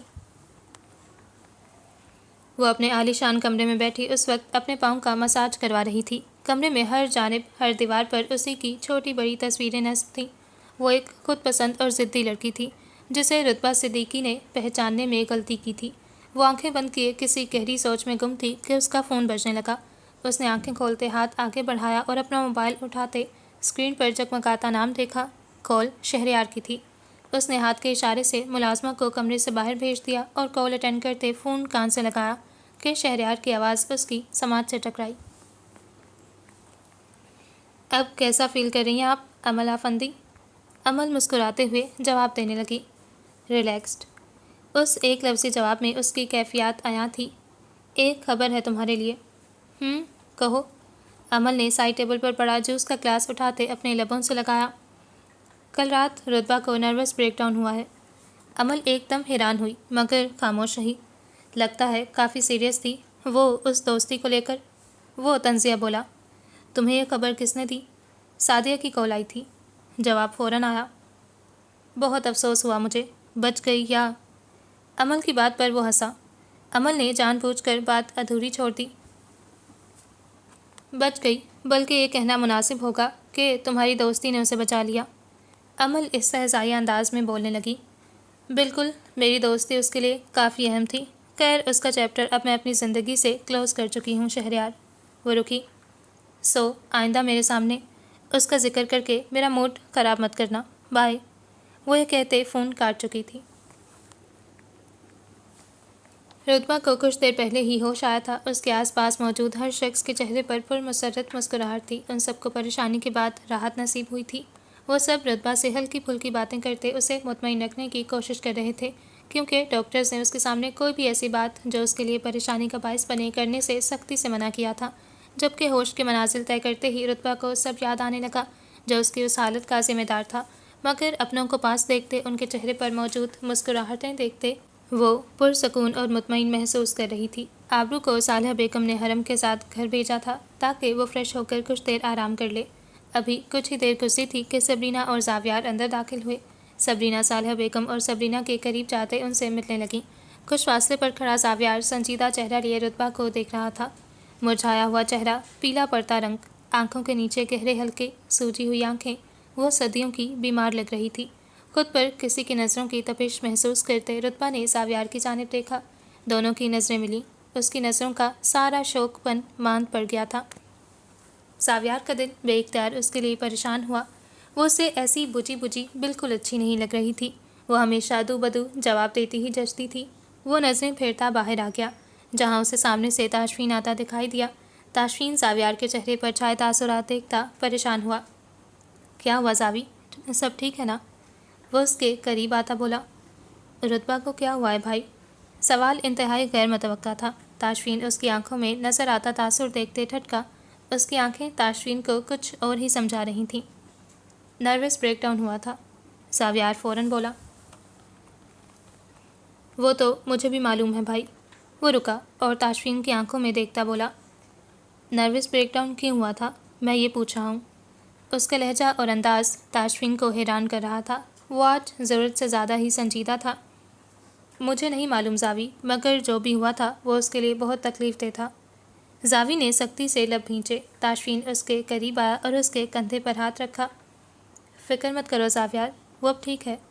وہ دونوں بھائی تھے، ایک دوسرے کو بہت اچھی طرح سے جانتے تھے۔ وہ ہسپتال کے اس کمرے میں اس وقت اکیلی تھی۔ اسے آج یہاں ایڈمٹ ہوئے پورا ہفتہ ہو گیا تھا، مگر ابھی تک ہسپتال سے ڈسچارج نہیں کیا گیا تھا۔ ان 7 دنوں میں ہر کوئی اس کی تیمارداری کے لیے ہسپتال آیا تھا۔ رابعہ بیگم اور محمل بھی ابھی کچھ دیر پہلے ہی واپس گئی تھیں۔ ان دونوں میں آبرو کا اس سے بہت بار سامنا ہوا، مگر آبرو نے اسے مخاطب کرتے صرف چند رسمی باتوں کے علاوہ کوئی بات نہ کی۔ رتبہ کا اس کے چہرے پر واضح ناراضگی دکھائی دیتی تھی۔ یقیناً وہ سب جان چکی ہوگی، مگر رتبہ کو اس سے کوئی گلہ نہ تھا، کیونکہ اسے ناراض ہونے کا پورا حق حاصل تھا۔ آبرو روز رات کو اس کے پاس ٹھہرتی، مگر ان کے درمیان گفتگو نہ ہونے کے برابر ہوتی۔ وہ انہی سوچوں میں گم تھی کہ دروازہ کھلا اور آبرو اندر داخل ہوئی۔ اس نے سامنے مریضوں کے لباس میں موجود رتبہ کی جانب دیکھا اور اسے سلام کرتے دروازہ بند کیا اور قدم بڑھاتے اس کے قریب آئی۔ اپنا بیگ صوفے پر رکھتے اس نے رتبہ کی جانب دیکھا، جو بیڈ پر بیٹھی اسے ہی دیکھ رہی تھی۔ سوئی کیوں نہیں ابھی تک؟ نرمی سے سوال کیا گیا۔ مجھے نیند نہیں آ رہی تھی، جواب فوراً آیا۔ تمہاری طبیعت ٹھیک ہے؟ لہجے میں فکر تھی۔ رتبہ نے اس بات میں سر ہلایا۔ میڈیسن لی تھی؟ اس بار بھی رتبہ کے اقرار میں ہلتی گردن پر آبرو پرسکون ہوئی اور ٹیبل پر موجود چیزیں سمیٹنے لگی۔ مجھے بھوک لگ رہی ہے آبرو۔ رتبہ کی آواز پر آبرو نے ایک نظر گھڑی کی جانب دیکھا، جو رات کے 11 بجا رہی تھی، اور اس بات میں سر ہلاتے ٹیبل پر رکھے پھلوں میں سے 2 سیب اٹھاتے پلیٹ میں رکھے اور کھڑے کھڑے انہیں کاٹنے لگی۔ سیب کے ہر ٹکڑے کے ساتھ رتبہ خود کو آبرو سے بات کرنے کے لیے تیار کر رہی تھی۔ آبرو پلیٹ اٹھائے اس کے قریب گئی کہ رتبہ بے اختیار اپنے دونوں بازو اس کے گرد پھیلاتے اس کے گلے لگ گئی۔ رتبہ کی اس حرکت پر آبرو ایک دم حیران ہوئی، مگر پھر پلیٹ سائڈ پر رکھتے اس نے بھی اپنے بازو اس کے گرد پھیلاتے اسے گلے لگایا کہ رتبہ کی آواز اس کی سماعت سے ٹکرائی۔ مجھے معاف کر دو آبرو، میں بہت بری ہوں، بہت بری۔ اس کی آواز رن چکی تھی۔ آبرو نے اسے خود سے الگ کرتے اس کا چہرہ اپنے دونوں ہاتھوں میں لیا اور اس کے بہتے آنسو صاف کرنے لگی۔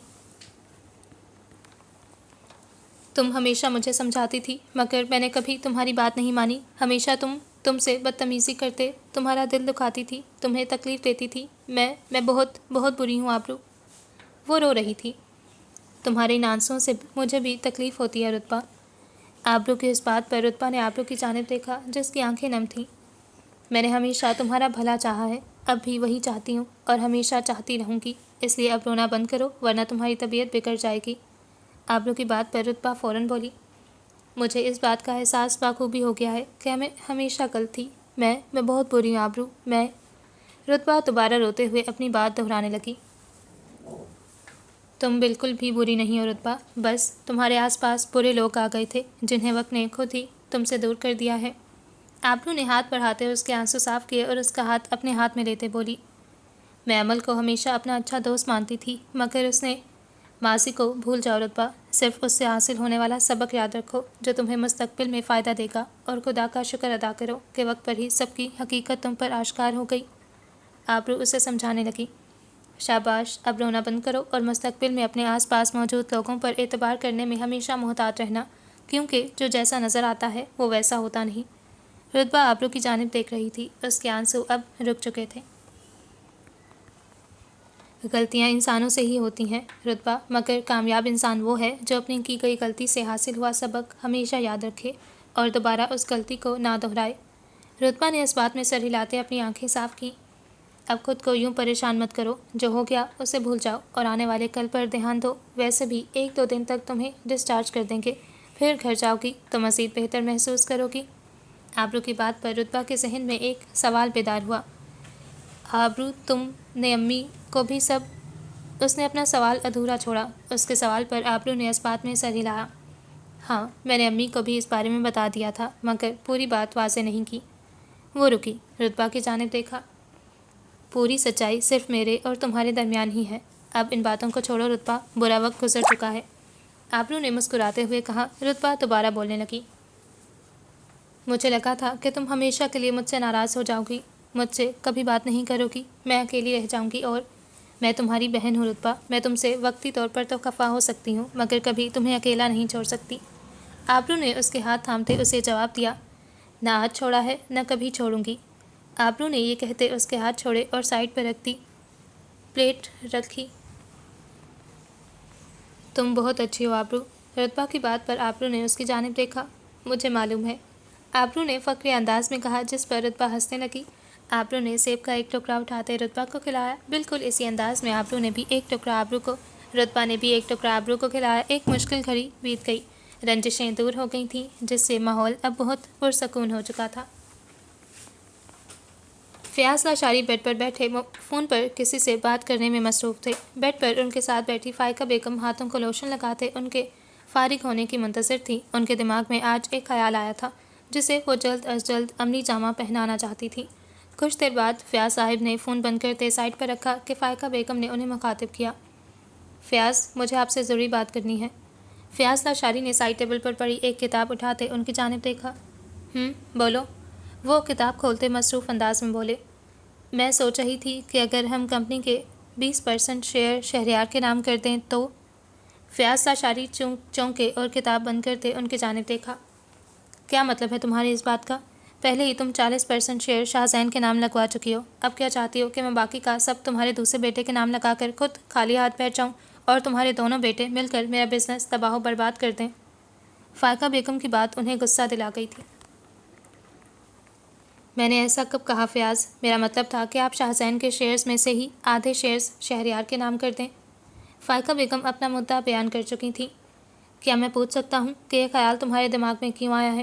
فیاض لاشاری ان کے مشورے پر طنزیہ انداز میں بولے، شہریار اب بڑا ہو گیا ہے، اسے اب کمپنی یہ بزنس سب سنبھالنا چاہیے، اور فیاض لاشاری نے ان کی بات کاٹی، ایک بات میں تمہیں یاد دلاتا چلوں کہ تمہارا وہ بیٹا جو بقول تمہارے اب بڑا ہو چکا ہے آج تک ایک بار بھی آفس نہیں آیا اور صاف الفاظ میں میرے بزنس کو انکار کر چکا ہے۔ فیاض لاشاری کی اس بات پر فائقہ بیگم کچھ لمحے خاموش ہوئی مگر دوبارہ بولنے لگی، میں سمجھاؤں گی شہریار کو، اور ویسے بھی جب شیئرز اس کے نام ہو جائیں گے تو اس بزنس میں خود بخود اس کی دلچسپی پیدا ہو جائے گی۔ فائقہ بیگم انہیں قائل کرنے لگی، ایسا کچھ بھی نہیں ہونے والا۔ فیاض لاشاری نے نفی میں سر ہلاتے انکار کیا، فیاض پلیز آپ ایک بار میری بات مان کر تو دیکھیں۔ فیاض لاشاری نے فائقہ بیگم کی جانب دیکھا، پلیز فیاض، وہ اصرار کرنے لگی، میری ایک شرط ہے۔ فیاض لاشاری کی بات پر فائقہ بیگم کی آنکھوں میں الجھن ابھری، کیسی شرط؟ پہلے شہریار پورے 2 ماہ روز آفس آئے گا، بزنس کے معاملات کو سمجھے گا، پھر ہی میں اس بارے میں کچھ سوچوں گا۔ ان کی بات پر فائقہ بیگم مسکرائیں، آپ بے فکر رہیں، کل ہی شہریار سے بات کروں گی میں، بہت جلد وہ آفس جوائن کر لے گا۔ فائقہ بیگم اپنے مقصد میں کامیاب ٹھہری۔ دیکھتے ہیں۔ فیاض لاشاری ہاتھ میں پکڑی کتاب دوبارہ کھولتے بولے، جبکہ فائقہ بیگم کے چہرے پر فتح کی مسکراہٹ تھی۔ تاشفین قدم اٹھاتا روم میں داخل ہوا۔ سامنے موجود سب لوگوں نے اس کی جانب دیکھا۔ ان کے قریب پہنچتے اس نے اپنے ہاتھ میں پکڑی فائل بیڈ پر بیٹھی رتبہ کی جانب بڑھائی، یہ لو رتبہ، تمہاری ڈسچارج سلپ۔ رتبہ نے مسکراتے ہوئے وہ فائل تھامی۔ تاشفین کی بات پر سب کے چہرے پر مسکراہٹ دوڑ گئی، مگر رتبہ تمہیں اپنا بہت خیال رکھنا ہے، اپنی صحت کے معاملے میں بھی ذرا بھی لاپرواہی نہیں کرنی، کیونکہ وہ کہتے ہیں نا۔ وہ رکا، وقفہ دیتے وہ دوبارہ بولا، جان ہے تو جہان ہے۔ تاشفین کی بات پر رتبہ نے مسکراتے ہوئے اس بات میں سر ہلایا، آنٹی آپ بھی اپنا خیال رکھیے گا، مصیبت کا وقت گزر چکا ہے، اب سب بالکل ٹھیک ہے، کوئی بھی پریشانی ہو تو مجھے بتائیے گا۔ تاشفین نے صالحہ بیگم کو مخاطب کیا، جس پر صالحہ بیگم نے مسکراتے ہوئے اسے دل سے دعا دی۔ ہاں صالحہ، تاشفین بالکل صحیح کہہ رہا ہے، کوئی بھی پریشانی ہو تو مجھے ضرور بتانا، ہم تمہارے ساتھ ہیں۔ پاس کھڑی صبرینہ بولی، وہ اس دن سے روز ہسپتال آ رہی تھیں۔ تمہارا بہت شکریہ بیٹا، تم نے ہماری بہت مدد کی ہے، صالحہ بیگم نے تاشفین کو مخاطب کرتے کہا، جس پر وہ بولنے لگا، بیٹا بھی کہہ رہی ہیں اور شکریہ بھی ادا کر رہی ہیں۔ وہ رکا، آپ میرے لیے بالکل امّو جان کی طرح ہیں آنٹی، آپ لوگ ہمارے اپنے ہیں اور اپنوں کے لیے انسان اتنا تو کر ہی سکتا ہے۔ وہ مسکرایا۔ صالحہ بیگم کی آنکھوں میں نمی تیرنے لگی کہ صبرینہ نے انہیں مخاطب کیا، صالحہ تم سب کو ابھی میں اور زاویار گھر چھوڑ دیں گے۔ صالحہ بیگم فوراً بولی، تم خواہ مخواہ زحمت کر رہی ہو صبرینہ، میں اس میں زحمت کی کیا بات ہے صالحہ، رتبہ میری بھی بیٹیوں جیسی ہے۔ صالحہ بیگم خاموش ہو گئیں۔ تاشفین تم زاویار کو کہو کہ وہ گاڑی نکالے۔ تاشفین صبرینا کی بات پر سر ہلاتا چلا گیا۔ آبرو کہاں ہے؟ صبرینا کے سوال پر صالحہ بیگم بولنے لگی۔ وہ ابھی تمام بلز وغیرہ کلیئر کرنے کے لیے گئی ہے، اسے واپسی پر دیر ہو جائے گی۔ صبرینا نے سمجھنے کے انداز میں سر ہلا۔ کچھ دیر بعد وہ سب گاڑی میں بیٹھ چکے تھے۔ ڈرائیونگ سیٹ پر بیٹھا زاویار بار بار سامنے لگے آئینے سے پیچھے بیٹھی رتبہ کو دیکھ رہا تھا۔ وہ اسے یوں چپ چپ مرجھائی ہوئی بالکل اچھی نہیں لگ رہی تھی۔ نہ جانے کیوں پر اس کی یہ حالت زاویار کو تکلیف دے رہی تھی، جبکہ اس کا یوں بار بار رتبہ کو دیکھنا گاڑی میں بیٹھی صالحہ بیگم اور صبرینا محسوس کر چکی تھی۔ وہ تمام بلز ادا کرتے اب فارغ ہوئی تھی۔ ہلکے گلابی رنگ کی لمبی قمیض کے ساتھ سیاہ ٹراؤزر پہنے اس کا رخ اب کارڈیولوجی وارڈ کی جانب تھا۔ سیاہ دوپٹہ سر پر اوڑھے وہ تیز تیز قدم اٹھا رہی تھی کہ وہ اسے سامنے راہداری میں ہی ایک فیمیل ڈاکٹر سے بات کرتا نظر آیا۔ وہ کچھ فاصلے پر رک کر اس کے فارغ ہونے کا انتظار کرنے لگی۔ تاشفین کی بے اختیاری میں اس جانب نظر اٹھی۔ سیاہ دوپٹے کے حالے میں موجود وہ چہرہ دیکھتے اس نے اپنی بات ختم کرتے اس ڈاکٹر سے معذرت کی اور قدم اٹھاتا آبرو کے قریب آیا۔ سوری آپ کو ڈسٹرب کیا؟ اس کے قریب آنے پر آبرو مسکراتے ہوئے بولی، نہیں ایسی کوئی بات نہیں، بلکہ میں ابھی بھی آپ کو ہی کال کرنے والی تھی۔ وہ اس وقت سرجن کے مخصوص لباس میں موجود تھا۔ آپ میرے ساتھ آئیں، مجھے رتبہ کے متعلق آپ کو کچھ ضروری باتیں بتانی ہیں۔ اس کی بات پر آبرو نے اس بات میں سر ہلایا اور اس کے ہمراہ قدم اٹھانے لگی۔ کچھ دیر بعد وہ دونوں تاشفین کے کیبن میں موجود تھے۔ آپ جانتی ہیں رتبہ کے آبرو کے رتبہ موت کے منہ سے واپس آئی ہے۔ تاشفین نے اپنی بات کا آغاز کیا۔ نروس بریک ڈاؤن ہونا معمولی بات نہیں اور اس کی مکمل ریکوری بھی بہت وقت مانگتی ہے۔ آبرو سنجیدہ چہرہ لیے اس کی باتیں سن رہی تھی۔ میں نہیں جانتا کہ ایسی وجہ کیا تھی جس نے رتبہ کو اس مقام تک پہنچایا کہ اسے نروس بریک ڈاؤن ہو گیا۔ ایک تاثر آبرو کے چہرے پر ابھرا جسے سامنے موجود تاشفین نے بخوبی دیکھا۔ آپ پریشان مت ہوں، میں آپ سے وہ وجہ نہیں پوچھوں گا۔ آبرو نے نظریں اٹھاتے سامنے بیٹھے اس بھوری آنکھوں والے اس شخص کو دیکھا۔ وہ کیسے بن کہے اس کی باتیں سمجھ جاتا تھا، مگر آپ کو اس کا بہت خیال رکھنا ہوگا، اسے ہر قسم کی پریشانی سے دور رکھنا ہوگا، کیونکہ اگر اب وہ پریشانی لے گی تو معاملہ جان لیوا ہو سکتا ہے۔ آبرو نے اس کی بات سمجھتے اس بات میں سر ہلایا۔ میری پوری کوشش ہوگی کہ میں اسے ہر قسم کی پریشانی سے دور رکھوں اور اس کی صحت کا خاص خیال رکھوں۔ وہ رکی۔ میں آپ کی بہت شکر گزار ہوں، اگر اس رات آپ نہ آتے تو میں وہ سب اکیلے کیسے سنبھالتی۔ وہ واقعی تاشفین کی بہت مشکور تھی۔ ایسی بات نہیں آبرو، آپ کو اللہ نے بہت قوت عطا کی ہے۔ آپ آج تک اکیلی اتنے مسائل کا سامنا کرتی آئی ہیں۔ خود کو کبھی بھی کمزور مت سمجھیے گا، آپ بہت مضبوط اور بہادر ہیں۔ وہ جانے انجانے میں ہمیشہ اس کی ہمت بڑھاتا تھا۔ اس سے پہلے کہ وہ کچھ اور کہتی آبرو کا فون بجنے لگا۔ اس نے اسکرین پر جگمگاتا نام دیکھا اور کال کاٹتے اپنی جگہ سے اٹھ کھڑی ہوئی۔ چلے اب میں چلتی ہوں، once again thank you so much. وہ مسکراتے ہوئے بولی کہ اس کا فون پھر سے بجنے لگا۔ وہ قدم اٹھاتی کیبن سے باہر آ گئی، جبکہ تاشفین سمجھ چکا تھا کہ وہ کال یقیناً اس کے لیے بہت اہم تھی۔ کیبن سے باہر آتے آبرو نے فون کان سے لگایا اور چلتے ہوئے راہداری عبور کرنے لگی کہ اس کی سماعت سے دوسری جانب سے بولے جانے والے الفاظ ٹکرائے، جنہیں سنتے آبرو کے قدم وہیں رک گئے۔ کیا؟ ایسا کیسے ہو سکتا ہے؟ دوسری جانب سے دوبارہ کچھ کہا گیا۔ کس نے کیا ہے یہ؟ آبرو کے سوال پر دوسری جانب سے لیا جانے والا نام آبرو کی حیرت میں مزید اضافہ کر گیا۔ تو بتائیں رتبہ میڈم کہ آج آپ کیا کھانا چاہتی ہیں؟ اسپا نے بیڈ پر بیٹھے رتبہ سے پوچھا، جو بیڈ پر صالحہ بیگم کے ساتھ بیٹھی تھی۔ انہیں ہسپتال سے گھر پہنچے ابھی کچھ ہی دیر ہوئی تھی۔ میرا خیال ہے رتبہ پلاؤ کھانا چاہتی ہے، جواب حرم کی جانب سے آیا، جس پر اسپا اسے گھورتی ہوئی بولی، میں نے تم سے نہیں رتبہ سے پوچھا ہے۔ رتبہ مسکرائی۔ اسپا کے سوال پر وہ بولنے لگی، جو تمہیں ٹھیک لگے۔ رتبہ کی آواز مدھم تھی کہ صالحہ بیگم بولنے لگی، رتبہ بیٹا ابھی تم آرام کرو، تمہاری طبیعت ابھی پوری طرح ٹھیک نہیں ہوئی۔ رتبہ صالحہ بیگم کی جانب دیکھنے لگی جو بیڈ سے اٹھ کھڑی ہوئی تھی۔ تب تک میں اور اسپا مل کر تمہارے لیے تمہارا پسندیدہ کھانا تیار کرتے ہیں، وہ مسکراتے ہوئے بولی۔ اسپا بھی اپنی جگہ چھوڑتے اٹھ کھڑی ہوئی۔ وہ تینوں کمرے سے چلی گئیں۔ ان کے جانے پر رتبہ کی آنکھیں بے اختیار بھیگیں۔ یہ اس کے گھر والے، اس کے اپنے، اس کے خونی رشتے تھے جن پر وہ ہمیشہ غیروں کو فوقیت دیتی آئی تھی۔ اس نے غیروں پر اعتبار کرتے اپنوں کو فراموش کر دیا تھا، جس کے نتیجے میں اس نے گہری چوٹ کھائی تھی۔ اس نے ہمیشہ اپنوں کو نظر انداز کرتے دوسروں کی خاطر ان سے تلخ کلامی کرتے ان کی دل آزاری کرتے کی تھی، مگر آج وہی اپنے اس کے ساتھ تھے، اس کے لیے فکر مند تھے۔ وہ خوش نصیب تھی کہ اللہ نے اسے ایسے گھر والوں سے نوازا تھا جنہوں نے اسے اس کی غلطیوں کے باوجود بھی تنہا نہیں چھوڑا تھا۔ اس بخوبی احساس ہو چکا تھا کہ دولت سے سب خریدا جا سکتا ہے مگر اپنے قریبی رشتے نہیں، کیونکہ یہ رشتے بے مول ہوتے ہیں، ہر دکھ اور پریشانی میں آپ کے ساتھ کھڑے ہوتے ہیں۔ اس واقعے سے اس نے سب سے بڑا سبق یہ سیکھا تھا کہ اپنی بنیادیں بھول کر دوسروں کے رنگوں میں رنگنے والے ہمیشہ ٹھوکر ہی کھاتے ہیں۔ وہی طرز زندگی جو اسے ایک وقت میں بہت پرکشش اور اچھا محسوس ہوتا تھا، آج وہی طرز زندگی اسے انتہائی کھوکھلا محسوس ہو رہا تھا۔ زندگی میں اپنے قریبی رشتوں سے زیادہ قیمتی کچھ نہیں ہوتا۔ اچھا لباس پہننے سے آپ امیر تو لگ سکتے ہیں مگر سکون حاصل نہیں کر سکتے۔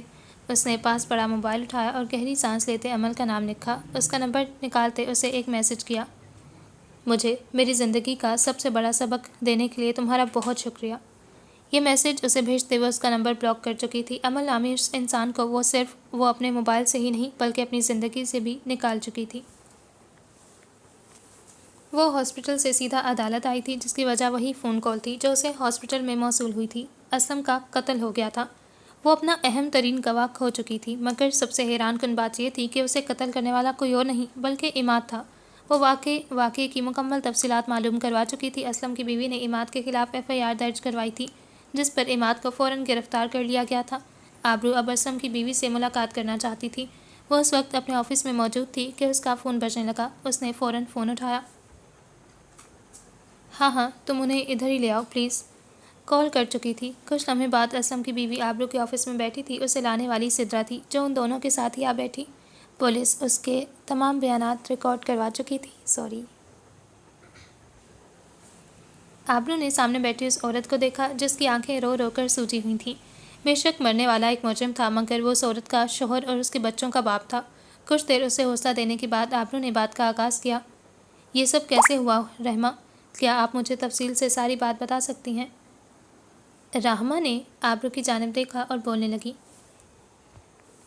کل رات جب میں اور اسلم بچوں کے ساتھ کھانا کھا رہے تھے تو ایک دم دروازے پر زور زور سے دستک ہونے لگی، جیسے کوئی دروازہ توڑ کر اندر داخل ہونا چاہتا ہو۔ اسلم کو اسی وقت خطرے کی بو محسوس ہوئی اور اس نے مجھے کہا کہ میں بچوں کو لے کر کمرے میں چلی جاؤں اور جب تک وہ نہ کہے باہر نہ آؤں۔ میں نے انکار کیا مگر پھر مجبوراً مجھے اس کی بات ماننی پڑی۔ وہ رکی، گہری سانس لی۔ وہ دونوں اس کی بات بہت غور سے سن رہی تھیں۔ میں کمرے میں چلی گئی کہ کچھ لمحے بعد مجھے کسی کی زور زور سے چلانے کی آوازیں آنے لگیں۔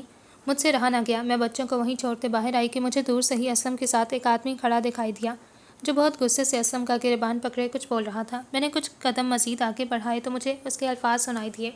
وہ اسلم کو کورٹ میں گواہی دینے سے روکنے آیا تھا مگر اس کے انکار پر اس آدمی نے گن نکالتے اس کا رخ اسلم کی جانب کیا۔ اس سے پہلے کہ میں ان کے پاس جاتی اس کی آنکھوں سے آنسو بہہ رہے تھے، آواز رن چکی تھی۔ وہ گولی چلا چکا تھا۔ وہ 3 گولیاں اسلم کے سینے میں اتارتا چلا گیا۔ وہ رونے لگی۔ سنبھالو خود کو رحمہ۔ آبرو نے اس کے کندھے پر ہاتھ رکھتے اسے دلاسا دیا۔ مگر تم تو اس آدمی کو جانتی نہیں تھی، پھر تم نے اسے نامزد کیسے کیا؟ آبرو کے سوال پر وہ اپنے آنسو صاف کرتی بولی۔ اس کے جانے کے بعد میں تیزی سے اسلم کے پاس گئی۔ اس نے اپنی آخری سانسوں میں اس شخص کا نام لیا تھا۔ وہ بار بار عماد کا نام پکار رہا تھا۔ وہ رونے لگی۔ اس ظالم نے ایک بار بھی اسلم پر رحم نہیں کھایا۔ اس کے آنسو دوبارہ بہنے لگے۔ اپنے آپ کو سنبھالو۔ تمہارا شوہر بے شک ایک مجرم تھا مگر وہ اپنے گناہوں کی تلافی کا آغاز کر چکا تھا۔ آبرو کے بولنے پر رحمہ نے اپنے آنسو صاف کیے۔ وکیل صاحبہ، آپ اس عماد کو جیل سے چھوٹنے مت دیجیے گا۔ تم بے فکر رہو، میں اس کے مجرم کو سزا ضرور دلواؤں گی۔ آج آبرو کی عماد سے نفرت میں مزید اضافہ ہو گیا تھا۔ سورج غروب ہونے والا تھا۔ آسمان پر سرخی چھانے لگی تھی۔ اسی پہر آبادی سے کچھ دور سڑک پر ایک گاڑی پوری رفتار سے سفر کر رہی تھی۔ گاڑی کی ڈرائیونگ سیٹ پر شاہزین لاشاری موجود تھا۔ گاڑی میں میوزک کی آواز گونج رہی تھی کہ ساتھ والی سیٹ پر بیٹھے فواد نے میوزک کی آواز کم کرتے اسے مخاطب کیا: تمہارے کل کے کیا پلانز ہیں شاہزین؟ شاہزین نے گردن موڑتے اس کی جانب دیکھا۔ کل صبح مجھے ایک ضروری کام سے کراچی جانا ہے۔ وہ رکا۔ کیوں، سب خیریت ہے؟ شاہزین کے سوال پر فواد بولا: ایکچولی یار، میں تمہیں کسی سے ملوانا چاہتا ہوں۔ کس سے؟ سوال فوری تھا مگر اس سے پہلے کہ فواد کوئی جواب دیتا اس کی نظر سامنے پڑی جہاں سڑک پر ایک شخص کھڑا تھا۔ شاہزین سامنے۔ وہ اتنے ہی الفاظ ادا کر پایا تھا کہ شاہزین نے سامنے دیکھا اور گاڑی کو ایک دم بریک لگائی، مگر گاڑی کی تیز رفتار کی وجہ سے وہ عین گاڑی اس شخص کے سامنے جا رکی۔ شاہزین کے ماتھے پر بل پڑے اور وہ غصے سے اترا۔ اسے یوں غصے میں دیکھتے فواد بھی فوراً اترا۔ شاہزین نے اس شخص کے پاس جاتے ایک نگاہ اس کے حلیے پر ڈالی۔ پھٹے ہوئے کپڑے، بکھرا ہوا حلیہ، بڑے ہوئے بکھرے بال، وہ ایک فقیر تھا جس کے حلیے کے باعث اس کی عمر کا تعین کرنا مشکل تھا۔ دکھائی نہیں دیتا کیا؟ اندھے ہو؟ شاہزین اس کا گریبان پکڑتے بولا کہ اس کی نگاہ گاڑی کی ٹوٹی ہوئی ہیڈ لائٹ پر پڑی جو اپنا بچاؤ کرتے ہوئے اس فقیر کی لاٹھی سے ٹوٹ گئی تھی۔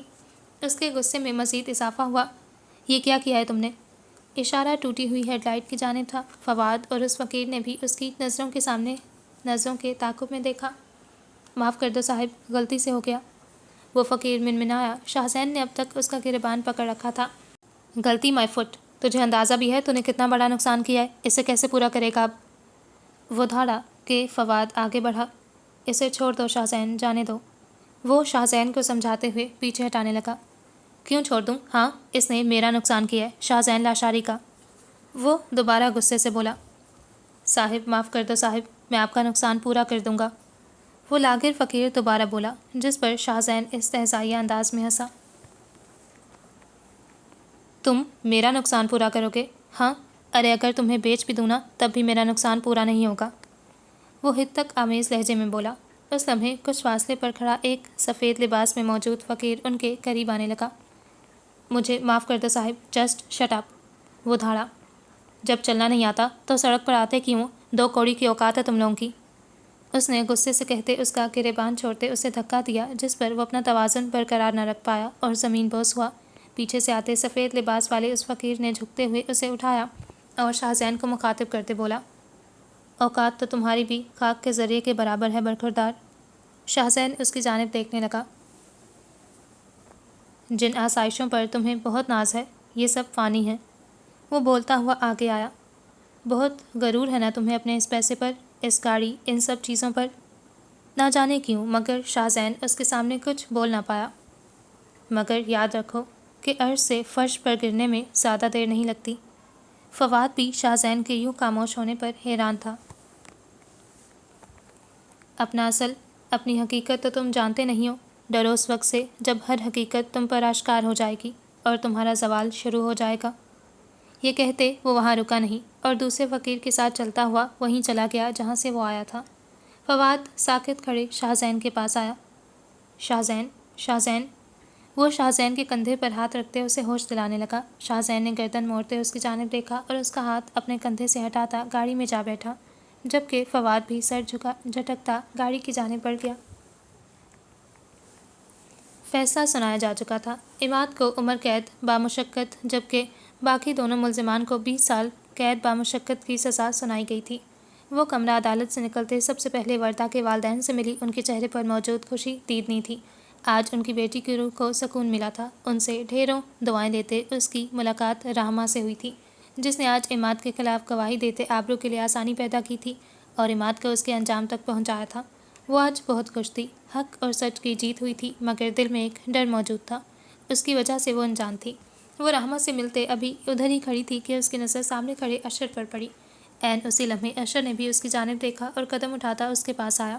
اس کا اپنی جانب بڑھتا ہر قدم آبرو کے چہرے پر موجود سنجیدگی میں اضافہ کر رہا تھا۔ بہت بہت مبارک ہو وکیل صاحبہ، آپ کیس جیت گئیں، بلکہ یہ کہنا بہتر ہوگا کہ اس نے ڈرامائی وقفہ دیا۔ آپ اپنی ضد جیت گئیں، وہ استہزائیہ ہنسا۔ آبرو کے چہرے پر سنجیدگی اب بھی برقرار تھی۔ اور ثابت کر دیا کہ آپ کو اپنی ضد سے زیادہ کچھ عزیز نہیں، وہ ضد کے لفظ پر زور دیتا بولا۔ آبرو نے اس کی آنکھوں میں دیکھا، یہ آنکھیں اب اس کے لیے اجنبی ہو گئی تھیں۔ مگر بے فکر رہیے، میں بھی اپنی ضد کا بہت پکا ہوں، اپنی زبان پر قائم رہوں گا، جو کہا تھا وہ کر کے دکھاؤں گا۔ آبرو کے دل کو ایک دم کچھ ہوا۔ اسے معلوم تھا کہ وہ کس بارے میں بات کر رہا ہے۔ اپنی بات کہتے وہ پلٹا کہ آبرو کے الفاظ اس کی سماعت سے ٹکرائے۔ ابھی بھی وقت ہے، رک جائیں اشر، کیونکہ جب آپ کی آنکھوں سے یہ پٹی ہٹے گی تو آپ بہت پچھتائیں گے، مگر تب تک بہت دیر ہو جائے گی۔ ان دونوں کو معلوم نہ تھا کہ ان کے درمیان ہونے والی یہ ملاقات وہ کبھی بھی بھول نہیں پائیں گے۔ وکیل صاحبہ، پچھتانے کا وقت اب آپ کا شروع ہونے والا ہے، اور دیر وہ تو بہت پہلے ہی ہو چکی ہے۔ اس نے بغیر پلٹے جواب دیا اور قدم اٹھاتا اس سے دور جانے لگا، جبکہ آبرو کی نظریں اسے تب تک دیکھتی رہیں جب تک وہ اس کی نظروں سے اوجھل نہیں ہو گیا۔ وہ واقعی اس سے بہت دور جا چکا تھا۔ وہ کچھ دیر پہلے ہی کورٹ سے واپس آئی تھی۔ اپنے کمرے میں آتے اس نے بیگ اور فائلز سائڈ ٹیبل پر رکھے اور بیڈ پر بیٹھ گئی۔ دماغ میں آج اشر سے ہوئی باتیں گونج رہی تھیں۔ کیس جیتنے کے بعد دل مطمئن مگر ذہن پریشان تھا۔ اسی لمحے رتبہ کمرے میں داخل ہوئی۔ تمہارے لیے کھانا لاؤں؟ آبرو نے سامنے کھڑی رتبہ کی جانب دیکھا۔ اس واقعے کے بعد اس نے رتبہ میں بہت مثبت تبدیلی محسوس کی تھی۔ اس کے رویے میں بدلاؤ آیا تھا۔ مثبت بدلاؤ؟ نہیں، ابھی نہیں، پہلے میں فریش ہونا چاہتی ہوں، فریش ہو کر کھانا کھاؤں گی۔ اس کی بات پر رتبہ اس بات میں سر ہلاتے وہاں سے چلی گئی۔ آبرو کا دماغ ایک بار پھر اسے اشر کی کہی گئی باتیں یاد دلانے لگا۔ اس کا سر درد سے پھٹ رہا تھا۔ وہ قدم اٹھاتی واش روم میں داخل ہوئی اور تقریباً 20 منٹ بعد باہر آئی۔ چہرے پر پانی کی ننھی ننھی بوندیں موجود تھیں۔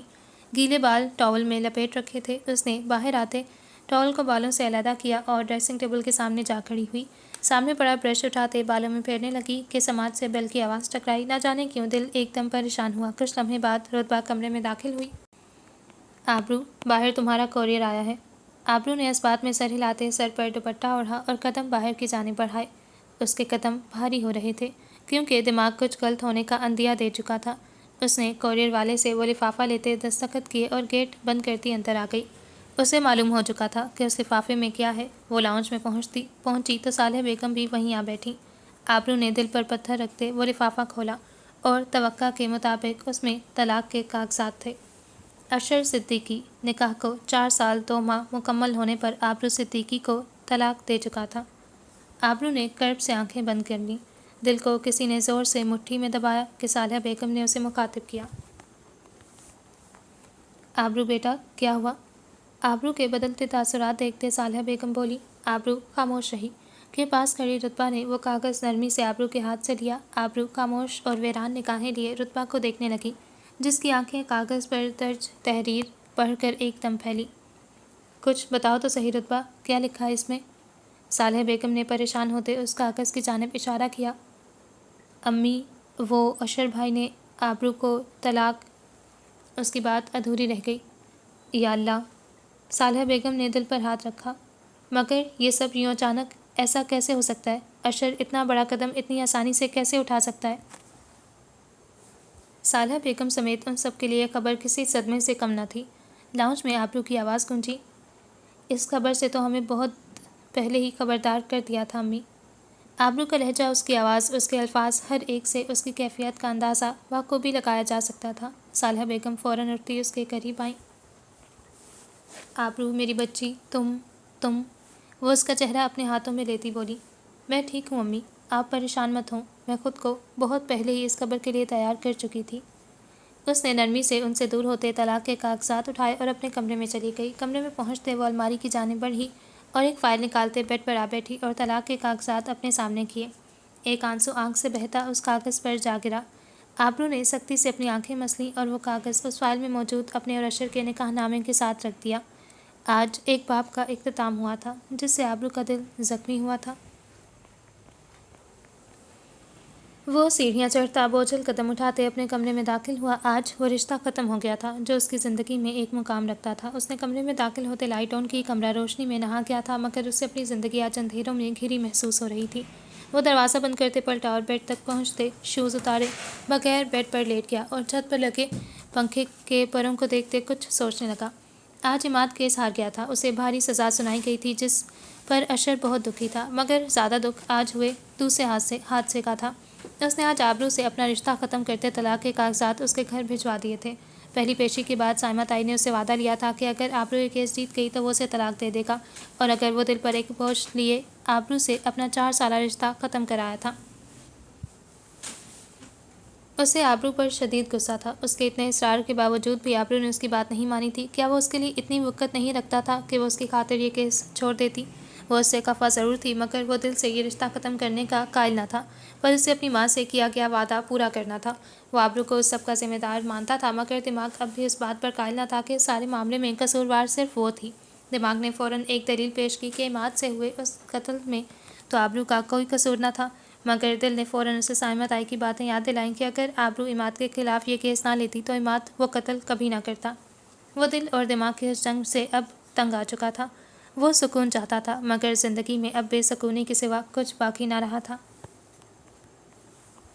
رات کے اس پہر لاہور کی سڑکوں پر رش نہ ہونے کے برابر تھا۔ سب لوگ اپنی اپنی رہائش گاہوں میں موجود تھے۔ اسی پہر خالی سڑک پر ایک تیز رفتار گاڑی نے سگنل عبور کیا۔ اس گاڑی میں شاہ زین لاشاری موجود تھا۔ وہ نہ جانے کب سے یوں سڑکوں پر ادھر سے ادھر گھوم رہا تھا۔ اس کا دماغ اب تک اس فقیر کے الفاظ اس کے جملوں میں اٹکا تھا۔ وہ خود حیران تھا کہ وہ کیوں ان الفاظ کو اپنے دماغ سے نہیں نکال پا رہا۔ شراب کا نشہ اس کے سر پر چڑھنے لگا تھا۔ اس نے گاڑی کا رخ لاشاری ولا کی جانب موڑ دیا۔ گیٹ پر پہنچتے وہ اپنی سوچوں سے جھنجھلاتے ہارن پر ہارن دینے لگا۔ گلشیر اپنی نیند سے بوجھل آنکھیں لیے گیٹ کھولنے لگا۔ گیٹ کھلتے ہی گاڑی تیزی سے اندر داخل ہوئی۔ گاڑی سے اترتے وہ اندر داخل ہوا، مگر چال کی لڑکھڑاہٹ لاؤنج میں داخل ہوتے ہی ایک دم غائب ہوئی، کیونکہ لاؤنج میں اس کی منتظر صرف خاموشی تھی۔ دماغ نے ایک دم کچھ دن پہلے کا منظر لہرایا، جب شہریار کی دیر سے گھر واپسی پر فائقہ بیگم اس کے لیے بے حد پریشان تھی۔ اس کی نظر بے اختیار سامنے دیوار پر نصب گھڑی کی جانب گئی۔ اس دن رات کے 12 بجے تھے، جبکہ آج رات کے 3 بجے بھی وہ اکیلا تھا۔ اس کی منتظر نہ تو اس کی ماں تھی، نہ اس کا باپ۔ کیا وہ واقعی اس گھر کا بڑا بیٹا تھا؟ وہ ان کی پہلی اولاد تھا۔ اس نے فوراً اپنی سوچوں کو جھٹ کرنا چاہا کہ یہ سب تو پہلے بھی اسی معمول سے ہوا کرتا تھا، مگر پھر اسے فائقہ بیگم کے رویے سے جھلکتا تضاد یاد آنے لگا۔ وہ شروع سے ہی یہ تضاد کرتی آئی تھیں، مگر شاہ زین لاشاری آج یہ سب محسوس کر پا رہا تھا، جس کی سب سے بڑی وجہ تنہائی تھی۔ آج نشے کے باوجود بھی اس کا دماغ کام کر پا رہا تھا۔ ہر بات، ہر چیز اسے سمجھ آ رہی تھی، مگر الجھن اب بھی وہیں موجود تھی کہ آخر اس کے پیچھے چھپی وجہ کیا ہے۔ گھر میں ایک سوگوار فضا قائم تھی۔ ہر کوئی بہت پریشان اور افسردہ نظر آ رہا تھا۔ ان سب کو اس بات کا تو اندازہ تھا کہ یہ کیس جیتنے کے بعد جلال تایا کی جانب سے کوئی سخت رد عمل آئے گا، مگر یہ امید نہ تھی کہ بات ختم ہی کر دی جائے گی۔ آبرو کے تاثرات دیکھتے ہر کوئی اس کی دلی کیفیت سمجھنے سے قاصر تھا۔ اسے رات کا کھانا بھی کمرے میں ہی بھجوا دیا گیا تھا، جس پر اس نے بھوک نہ ہونے کا بہانہ کرتے کھانا واپس بھجوا دیا۔ وہ شام سے کمرے میں بند تھی۔ صالحہ بیگم کے پاس اسے تسلی دینے کے لیے الفاظ بھی نہ تھے۔ یوں ہی وقت بیت گیا اور رات ہو گئی۔ آسمان پر چھائی تاریکی میں روشنی کی واحد امید آسمان پر چمکتا چاند تھا، جو آبرو کے کمرے کی کھڑکی سے جھانکتا اندر کا منظر بیان کر رہا تھا۔ وہ آج پھر بیڈ سے ٹیک لگائے گھٹنوں میں سر دیے بیٹھی تھی۔ دل افسردہ تھا، مگر آنکھوں میں آنسو نہ تھے۔ اس کا دل زخمی تھا۔ اسے اس شخص نے طلاق دی دی تھی جو اس سے محبت کا دعوے دار تھا۔ اسے کیس کے آغاز میں اشر سے اس انتہائی قدم کی امید نہ تھی، مگر اس دن سائمہ تائی کے الفاظ کے بعد وہ غیر ارادہ طور پر خود کو تیار کر چکی تھی۔ اس نے اپنی بے تاثر آنکھوں سے چاند کو دیکھا۔ اس چاند کی مانند اس پر بھی ایک داغ لگ چکا تھا، طلاق کا داغ۔ ہمارے معاشرے میں طلاق صرف عورت کو ہوتی ہے، رشتہ صرف عورت کا ٹوٹتا ہے۔ ہمارے معاشرے میں قائم دستور کے مطابق ایک مرد کو اس سے کوئی فرق نہیں پڑتا۔ ایک مرد عورت میں طلاق ہونے کے بعد اس مرد کے بارے میں کہنے والے الفاظ کچھ یوں ہوتے ہیں کہ اس عورت کے ساتھ اس کی ذہنی ہم آہنگی نہ ہو سکی، اس لیے اسے چھوڑ دیا، جبکہ اس عورت کے لیے کچھ یوں کہا جاتا ہے کہ وہ گھر بسانے میں ناکام ٹھہری اور اس کے کسی عیب کی وجہ سے اس مرد نے اسے چھوڑ دیا۔ رشتے میں ناکامی کا ذمہ دار ہمیشہ عورت کو ہی ٹھہرایا جاتا ہے۔ آبرو ایک مضبوط لڑکی تھی، مگر آخر وہ بھی ایک انسان تھی، جس کے سینے میں دھڑکتا دل اسے کمزور کر دیتا تھا۔ اسے اشر سے محبت تو نہ تھی، مگر اس پر مان تھا جو آج ٹوٹ گیا تھا۔ مگر وہ سب کے بعد بھی اشر کو برا نہیں سمجھتی تھی، کیونکہ وہ جانتی تھی کہ اس سب کے پیچھے اصل ہاتھ کس کا ہے۔ اس کی آنکھیں بھیگنے لگیں۔ ان دونوں بھائیوں میں سے ایک نے داغ اس کے کردار پر لگایا اور ایک نے روح پر۔ وہ یوں ہی بیٹھی تھی کہ اس کی سماعت سے مؤذن کی آواز ٹکرائی۔ فجر کی اذانیں شروع ہو گئی تھیں۔ دل نے بے اختیار شکوہ کیا کہ آخر یہ آزمائشیں کب تک چلتی رہیں گی۔ وہ اب تھکنے لگی تھی، خود سے، اپنی زندگی سے۔ اس نے اپنی جگہ سے اٹھتے نماز ادا کی اور صالحہ بیگم کے کمرے کی جانب چل پڑی۔ اسے معلوم تھا کہ وہ بھی اس وقت جاگ رہی ہوں گی۔ وہ کمرے میں داخل ہوئی کہ سامنے صالحہ بیگم بیڈ پر آنکھیں موندے نیند دراز تھیں۔ آہٹ کی آواز پر انہوں نے آنکھیں کھولیں کہ نظر آبرو پر پڑی۔ صالحہ بیگم نے اپنے بازو پھیلاتے اسے اپنے پاس بلایا۔ آبرو کی آنکھیں بھیگنے لگیں اور وہ تیزی سے جا کر ان کے گلے لگ گئی۔ کچھ لمحے یوں ہی وہ دونوں بے آواز روتی ایک دوسرے کا لمس محسوس کرتی رہیں۔ صالحہ بیگم نے اس سے الگ ہوتے اس کے آنسو صاف کیے۔ مجھے معاف کر دو بیٹا، میں تمہارے لیے کچھ نہیں کر سکی۔ ان کی آواز رن چکی تھی۔ آبرو نے فوراً اپنی ماں کی آنکھوں میں دیکھتے کہا، اس میں آپ کا کوئی قصور نہیں امی، میرے نصیب میں یہی لکھا تھا۔ وہ رکی۔ صالحہ بیگم کے آنسو صاف کیے۔ یہ داغ میرے مقدر سے منسلک تھا اور میری ذات پر لگ گیا۔ صالحہ بیگم فوراً اس کا چہرہ دونوں ہاتھوں میں لیے بولی، ایسی باتیں مت کرو آبرو، دیکھنا ایک دن تمہیں اس جہاں کی ہر خوشی مل جائے گی، تمہارا نصیب بہت روشن ہوگا میری بچی۔ ان کی بات پر آبرو دوبارہ بولی، میں اب تھکنے لگی ہوں امی، اب مجھ سے یہ سب برداشت نہیں ہوتا۔ سامنے بیٹھی عورت اس کی ماں تھی اور دلوں کے حال تو ماؤں کے سامنے ہی عیاں کیے جاتے ہیں نا۔ مایوس مت ہو آبرو، تم دیکھنا سب ٹھیک ہو جائے گا، یہ وقتی آزمائشیں، یہ مشکل مراحل سب گزر جائے گا۔ وہ دوبارہ اسے گلے لگاتے بولیں جبکہ ان کے الفاظ آبرو کو سکون پہنچا رہے تھے۔ ماں کی آغوش سے زیادہ سکون بھلا انسان کو اور کہاں مل سکتا ہے۔ دن کا آغاز ہو چکا تھا۔ آج کا دن بہت روشن تھا، سورج اپنی پوری آب و تاب کے ساتھ چمک رہا تھا۔ وہ بالوں کو پشت پر پھیلائے اپنے کمرے میں بیٹھی تھی، ہاتھ میں موجود ہیئر برش کو وہ سستی سے بالوں میں پھیر رہی تھی۔ چہرہ بہت سنجیدہ تھا، ذہن اب بھی انہی سوچوں میں اٹکا تھا کہ کمرے میں رتبہ داخل ہوئی۔ آبرو نے اس کی جانب دیکھا، دونوں کی نظریں ملی۔ رتبہ نے آبرو کی اسی آنکھوں کو دیکھا جو بے تاثر اور ویران نظر آ رہی تھیں۔ اسے اپنی بہن کی حالت دیکھ کر بہت تکلیف ہوئی تھی۔ وہ قدم اٹھاتی اس کے قریب آئی۔ میں بال بنا دوں؟ اشارہ آبرو کے بالوں کی جانب تھا۔ آبرو نے خاموشی سے ہیئر برش اسے پکڑا دیا۔ وہ آبرو کے پیچھے بیٹھتے اس کے بالوں میں برش پھیرنے لگی۔ آبرو کے بال سیاہ تھے، زیادہ لمبے نہ تھے مگر گھنے اور مضبوط تھے۔ وہ یوں ہی اس کے بالوں میں برش پھیر رہی تھی کہ اسپا ہاتھوں میں ٹرے تھامے کمرے میں داخل ہوئی اور ٹرے آبرو کے سامنے رکھی۔ آبرو ناشتہ کر لو۔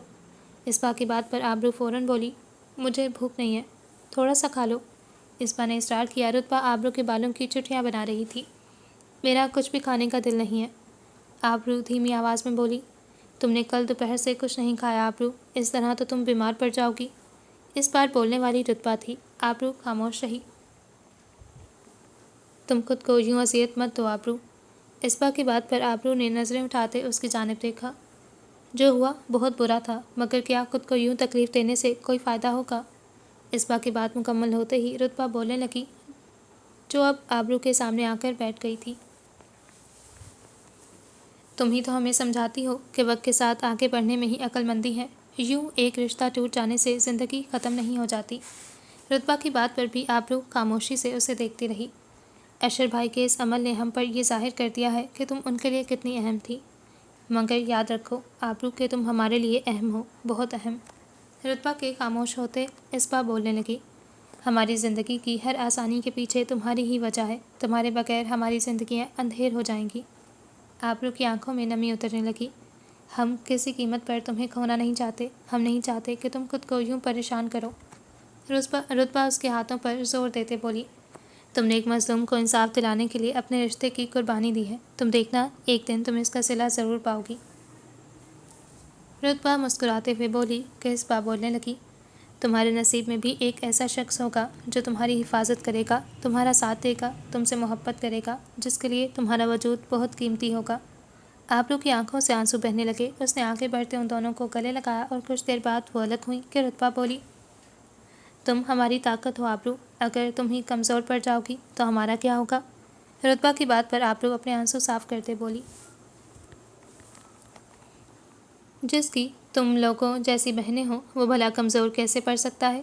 اس کے چہرے پر آسودہ مسکراہٹ تھی۔ اس کی بات پر اسپا اور رتبہ بھی مسکراتے ہوئے دوبارہ اس کے گلے لگ گئیں۔ یقین مانو صالحہ، مجھے تو اب بھی یقین نہیں آ رہا کہ اشر ایسا کیسے کر سکتا ہے، اتنا بڑا فیصلہ یوں اچانک۔ رابعہ بیگم آبرو کی طلاق کی خبر سنتے فوراً صالحہ بیگم کے پاس آئی تھیں۔ آفاق پچھلے ہفتے ہی ایک کورس کے سلسلے میں دوسرے شہر گیا تھا۔ اچانک نہیں تھا رابعہ، سائمہ بھابھی اس دن آبرو کو دھمکی دے کر گئی تھیں کہ اگر وہ اس کیس سے پیچھے نہ ہٹی تو اسے طلاق۔ صالحہ بیگم کی آواز رند گئی۔ وہ تو ٹھیک ہے صالحہ، مگر بھابھی تو اکثر ایسے ہی کہتی ہیں، مگر اشر اور جلال بھائی تو سمجھدار ہیں نا، انہیں تو سوچنا چاہیے تھا۔ رابعہ بیگم نے اپنی بات مکمل کی، کسی نے میری بچی کے بارے میں کچھ نہیں سوچا رابعہ، اشر سے نکاح بھی ان کا فیصلہ تھا اور اب طلاق بھی۔ صالحہ بیگم نے اپنے آنسو صاف کیے، پریشان مت ہو صالحہ، یوں رو رو کر خود کو ہلکان مت کرو، ہماری آبرو تو لاکھوں میں ایک ہے، تم دیکھنا اللہ اس کا بہترین وسیلہ بنائے گا۔ رابعہ بیگم انہیں تسلی دینے لگی، تمہیں پتہ ہے رابعہ کہ اس دن بھابھی اس دن آبرو کے منہ پر کہہ کر گئی تھیں کہ وہ اس طلاق کے بعد کہیں بھی گھر بسا نہیں پائے گی، وہ رو رہی تھیں۔ میری بچی کسی سے کچھ کہتی نہیں، مگر اس سب سے اسے بھی بہت تکلیف ہوتی ہے، حیات کے جانے کے بعد اس نے سب مسائل کا اکیلے سامنا کیا ہے، وہ ہر بار اندر سے ٹوٹ جاتی ہے مگر کبھی ہمت نہیں ہارتی، ہر بار ہم سب کو سنبھالتی ہے، خود کو مضبوط بنائے ہمارے ساتھ کھڑی رہتی ہے، مگر آخر وہ بھی ایک انسان ہے، اس کا دل بھی ان تکالیف پر روتا ہے، مگر وہ ہر بار برداشت کر جاتی ہے۔ صالحہ بیگم کے الفاظ ان کی کیفیات بخوبی بیان کر رہے تھے۔ فکر مت کرو صالحہ، اللہ سے بہتری کی امید رکھو۔ میں جلال بھائی سے بات کروں گی، ان سے پوچھوں گی کہ آخر رہنے دو رابعہ، اب ان سے بات کرنے کا کوئی فائدہ نہیں، وقت اب گزر چکا ہے۔ یہ آخری اذیت تھی جو میری بچی نے اس گھر کی طرف سے اٹھائی ہے، اب میں مزید اس تک کوئی پریشانی نہیں آنے دوں گی۔ صالحہ بیگم کے لہجے کی سختی رابعہ بیگم بھی محسوس کر پا رہی تھی۔ وہ ابھی کچھ دیر پہلے ہی گھر پہنچا تھا اور گھر آتے ہی اس کا استقبال ایک ایسی خبر نے کیا جو اس کا سکون چھین چکی تھی۔ وہ صوفے پر بیٹھا اس وقت شدید اضطراب کا شکار تھا۔ کانوں میں سبرینا کے کچھ دیر پہلے کہے گئے الفاظ گونج رہے تھے۔ بیٹا، صالحہ کی طبیعت بہت خراب ہے۔ وہ تیزی میں ان کے گھر جانے کی تیاری کر رہی تھیں۔ تاشفین کی وجہ پوچھنے پر سبرینا کے الفاظ تاشفین کے ذہن میں نقش ہو گئے تھے۔ وہ آبرو کو طلاق ہو گئی ہے تاشفین۔ تاشفین کو اس وقت حیرت کا ایک جھٹکا لگا۔ سبرینا کو زیادہ تفصیل تو معلوم نہ تھی، مگر وہ یہ جانتی تھی کہ قیامت ان پر ٹوٹے 2 دن بیت چکے تھے۔ وہ جس حلیے میں ہسپتال سے آیا تھا ویسے ہی صوفے پر بیٹھا تھا، اس نے پاؤں میں پہنے شوز بھی نہیں اتارے تھے۔ تاشفین کو اس خبر نے بہت اذیت دی تھی۔ وہ ایسا تو ہرگز نہیں چاہتا تھا، اس نے اپنے دل میں کبھی ایسا خیال آنے ہی نہ دیا، بلکہ وہ تو اب اپنے نصیب پر راضی تھا۔ اس نے دونوں ہاتھ اپنے چہرے پر پھیرتے گہری سانس لی کہ بے اختیار اسے کچھ دن پہلے آبرو سے ہوئی اپنی ملاقات یاد آئی، جب وہ رتبہ کی صحت یابی کو لے کر کتنی خوش اور پرسکون تھی۔ اس خبر نے اسے کتنی تکلیف دی ہوگی۔ یہ غلط ہوا تھا، بہت غلط۔ وہ ہرگز اس کی حقدار نہ تھی۔ اچانک آنکھوں کے سامنے اس کا آنسوں سے بھیگا چہرہ لہرایا۔ جب وہ رتبہ کے لیے پریشان تھی، نہ جانے کیوں یہ مصیبتیں اس کا پیچھا نہیں چھوڑ رہی تھیں۔ وہ جب بھی مضبوط ہونے کی کوشش کرتی تو کوئی اور مصیبت اس کی کمر توڑ دیتی تھی۔ تاشفین خود کو بہت بے بس محسوس کر رہا تھا۔ وہ چاہ کر بھی اس کی زندگی سے ان مشکلوں کو دور نہیں کر پا رہا تھا۔ اس نے آبرو سے محبت کی تھی، مگر اس کے نکاح کے بارے میں جاننے کے بعد کبھی بھی اس کے حصول کی خواہش کو اپنے دل میں نہ لایا تھا، مگر پھر بھی وہ آج خود کو اس کا مجرم سمجھ رہا تھا کہ کہیں اس کے دل سے نکلی کوئی دعا اس صورت قبول نہ ہو گئی ہو جبکہ طلاق کے پیچھے موجود اصل وجہ سے وہ انجان تھا۔ صدیقی ہاؤس پر بھی دوپہر اتر چکی تھی۔ سورج کی روشنی ہر شے کو روشن کر رہی تھی۔ جلال تایا اس وقت اپنے کمرے میں بیٹھے شدید پریشان تھے۔ عماد کے خلاف ہوئے اس فیصلے سے ان کے کاروباری زندگی بھی بہت متاثر ہوئی تھی۔ وہ اور اشر پچھلے 2 دنوں سے ایڑی چوٹی کا زور لگا رہے تھے، مگر اپنی کوشش میں ناکام ٹھہرے۔ وہ یوں ہی ان سوچوں میں گم تھے کہ سائمہ تائی غصے سے کمرے میں داخل ہوئیں۔ جلال تایا بھی ان کی جانب متوجہ ہوئے۔ آپ نے وکیل سے بات کی جلال؟ جلال تایا خاموش رہے۔ جلال، میں آپ سے بات کر رہی ہوں۔ آپ نے وکیل سے بات کی؟ ان کی آواز بہت بلند تھی۔ چلاؤ مت سائمہ۔ ان کی آواز بوجھل مگر اونچی تھی۔ میں کیوں نہ چلاؤں جلال؟ میرا بچہ پچھلے 2 دن سے جیل میں ہے، مگر آپ کو اس کی کوئی پرواہ نہیں ہے۔ وہ غصے سے بولی، آواز میں اپنی اولاد کی فکر پنہاں تھی۔ نہ جانے وہ وہاں کیسے رہ رہا ہوگا۔ میں کوشش کر رہا ہوں سائمہ، کچھ دن تک کوئی نہ کوئی مثبت خبر ضرور سننے کو ملے گی۔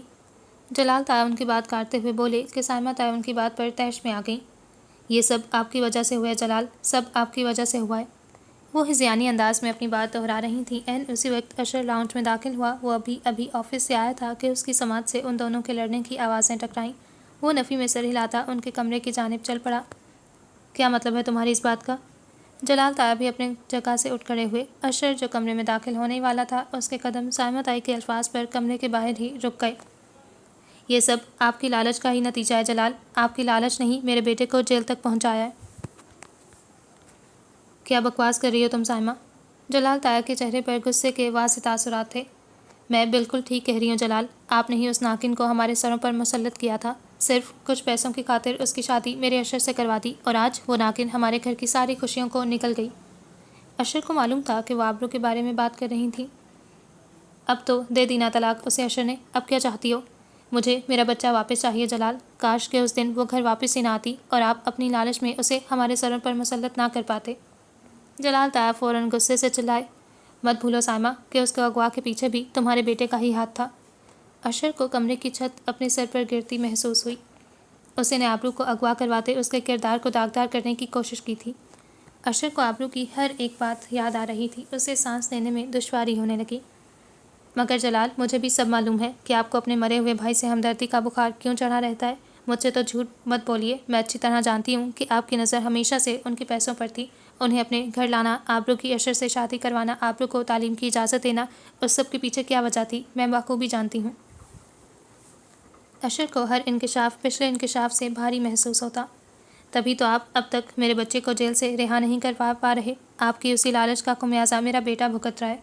سائمہ تائی چلائیں۔ اپنی بکواس بند کرو سائمہ، تمہارا بیٹا آج اگر جیل میں ہے تو صرف اپنی ہوس کی وجہ سے۔ سائمہ تائی اور اشر چونکے اس پر لگایا گیا ہر الزام سچ ہے۔ تمہارے بیٹے نے واقعی اس لڑکی کے ساتھ جلال، یہ آپ کیا کہہ رہے ہیں؟ ایسا کیسے ہو سکتا ہے؟ سائمہ تائی ان کی بات کاٹتی بولی، ایسا ہی ہے سائمہ، تمہارے بیٹے نے اپنی ہوس میں ہر حد پار کر دی اور تم۔ اشر کو اپنے قدموں پر کھڑا ہونا دشوار لگنے لگا۔ میرا بیٹا ایسا نہیں کر سکتا، وہ ایسا نہیں کر سکتا، آپ کو ضرور کوئی غلط فہمی ہوئی ہے۔ وہ رکی، کہیں آپ بھی اس ناگن کی باتوں میں تو نہیں آ گئے؟ اشر نے افسوس بھری نظروں سے اپنی ماں کی جانب دیکھا، کوئی کسی سے اتنی نفرت کیسے کر سکتا ہے؟ بس کر دو سائمہ، میں نے کسی کی باتوں پر یقین نہیں کیا، یہ سب مجھے بہت پہلے ہی معلوم ہو گیا تھا۔ باہر کھڑا اشر ریت کا وہ مجسمہ بن چکا تھا جسے ڈھیر کرنے کے لیے ہوا کا ایک جھونکا ہی کافی تھا۔ مگر پھر بھی جلال، آپ کچھ کریں، میرا بیٹا مجھے واپس چاہیے۔ وہ عورت ہوتے ہوئے بھی سفاکیت کی آخری حدوں پر تھی۔ اشر کا ضبط جواب دے گیا۔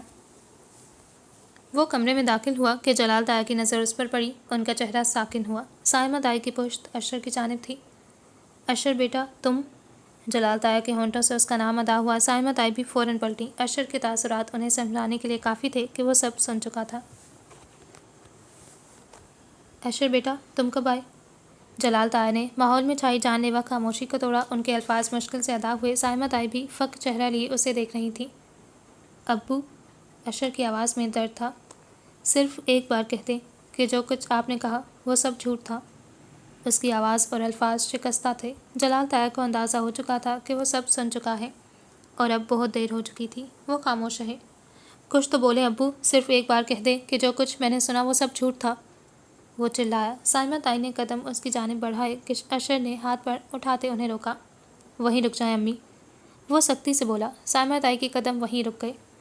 آپ کی اس خاموشی کا میں کیا مطلب سمجھوں ابو؟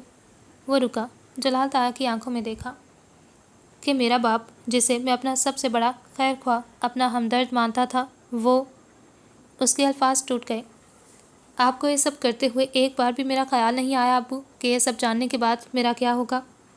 اس کی آنکھیں نم ہونے لگیں، جبکہ سامنے کھڑے جلال تایا اور سائمہ تائی کے پاس کہنے کو کچھ نہ تھا۔ میں آپ کے لیے محض ایک کھلونا تھا، جب چاہا اس کے جذبات سے کھیلتے اسے خوش کر دیا اور جب چاہا اس کے جذبات کو مسل کر اسے توڑ دیا۔ ایک آنسو اس کے رخسار پر بہہ گیا۔ امی تو شروع سے اس کے خلاف تھی، مگر آپ ابو، آپ نے ایک مہرے کی طرح میرا استعمال کیا، مجھے آپ سے یہ امید نہ تھی۔ وہ رکا، گہری سانس لی اور پھر بولنے لگا۔ کیا ماں باپ ایسے ہوتے ہیں کہ اولاد میں سے کسی ایک کو بچانے کے لیے دوسرے کو برباد کر دیتے ہیں؟ اس نے اپنوں سے چوٹ کھائی تھی، گہری چوٹ۔ سب سچ جاننے کے باوجود بھی آپ نے مجھے دھوکے میں رکھا ابو، مگر… اس نے سختی سے اپنے بہتے آنسو صاف کیے۔ قصور آپ کا نہیں، قصور تو میرا ہے۔ آبرو نے مجھے بہت بار سمجھانے کی کوشش کی، مگر میں نے یقین نہیں کیا، کیونکہ… وہ استہزائیہ ہنسا۔ مجھے اندھا اعتماد تھا اپنے ماں باپ پر، مگر آپ نے کیا کیا؟ ثابت کر دیا کہ وہ میں واقعی اندھا تھا۔ جلال تایا نے الفاظ جمع کرتے کچھ بولنے کی کوشش کی۔ بیٹا ایک بار میری بات تو سنو۔ نہیں ابو، اب بہت دیر ہو چکی ہے، میں سمجھ چکا ہوں کہ اب آپ کو میری ضرورت بس یہیں تک تھی۔ وہ ان کی بات کاٹتا بولا، آپ میرا خوب استعمال کر چکے ہیں، اب میں مزید آپ کے ہاتھوں استعمال نہیں ہونا چاہتا۔ اس کے لہجے میں سختی تھی۔ آج سے آپ یہ سمجھیں کہ آپ کا یہ بیٹا آپ کے لیے مر گیا۔ وہ اتنے سخت الفاظ ادا کرتے وہاں رکا نہیں، جبکہ پیچھے کھڑے وہ دونوں اسے پکارتے بھی تو کس بنیاد پر؟ جلال اسے روکیں، جلال آپ کچھ کرتے کیوں نہیں ہیں؟ اشر کے جانے کے بعد وہ وہیں بیڈ پر بیٹھ گئے۔ آج پہلی بار وہ بے بس نظر آ رہے تھے۔ وہ اب نہیں رکے گا سائمہ۔ ان کی آواز شکستہ اور لہجہ بوجھل تھا۔ کیوں نہیں رکے گا؟ کیا ہو گیا آپ کو جلال؟ ہم اس کے ماں باپ ہیں، وہ ہمارے کہنے پر… کیا واقعی سائمہ؟ جلال تایا نے سختی سے ان کی بات کاٹی۔ کیا تم نے واقعی کبھی اس کی ماں ہونے کا حق ادا کیا ہے؟ سائمہ تائی خاموش رہیں۔ اب جواب دو سائمہ، کیا تم نے کبھی اس کی خوشی کے بارے میں سوچا ہے؟ ان کی آواز اونچی تھی۔ مگر جلال، بس کر دو سائمہ، خدا کے لیے بس کر دو۔ وہ آج یہاں ہم سے خفا ہو کر گیا ہے تو صرف تمہاری وجہ سے، تم نے ہی مجھے وہ سب کہنے پر مجبور کیا تھا۔ وہ اب اپنے ہر عمل کا الزام سائمہ تائی پر لگا رہے تھے۔ تم نہ مجھے اکساتی، نہ میں وہ سب کہتا۔ سائمہ تائی فوراً بولی، اس میں میرا کیا قصور ہے جلال؟ میں تو بس عماد، ہر وقت صرف عماد۔ تمہیں ہمیشہ صرف عماد کی ہی فکر رہتی ہے سائمہ۔ تم نے کبھی اشر کے بارے میں اس طرح نہیں سوچا جس طرح تم عماد کے لیے سوچتی ہو۔ وہ ان کی بات کاٹتے بولے، آبرو سے اتنی نفرت کی وجہ سے تم ہمیشہ اشر کو اس کے خلاف اکساتی رہی اور آج نتائج تمہارے سامنے ہیں۔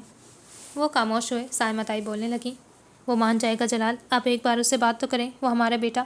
میں اس سے بات ضرور کروں گا سائمہ، مگر مجھے معلوم ہے وہ نہیں مانے گا، کیونکہ اس کا اعتبار ٹوٹا ہے، اور ٹوٹا ہوا اعتبار ٹوٹے ہوئے کانچ کی ان کرسیوں کی مانند ہوتا ہے جنہیں چاہ کر بھی دوبارہ جوڑا نہیں جا سکتا۔ جلال تائے کہتے خاموش ہو گئے۔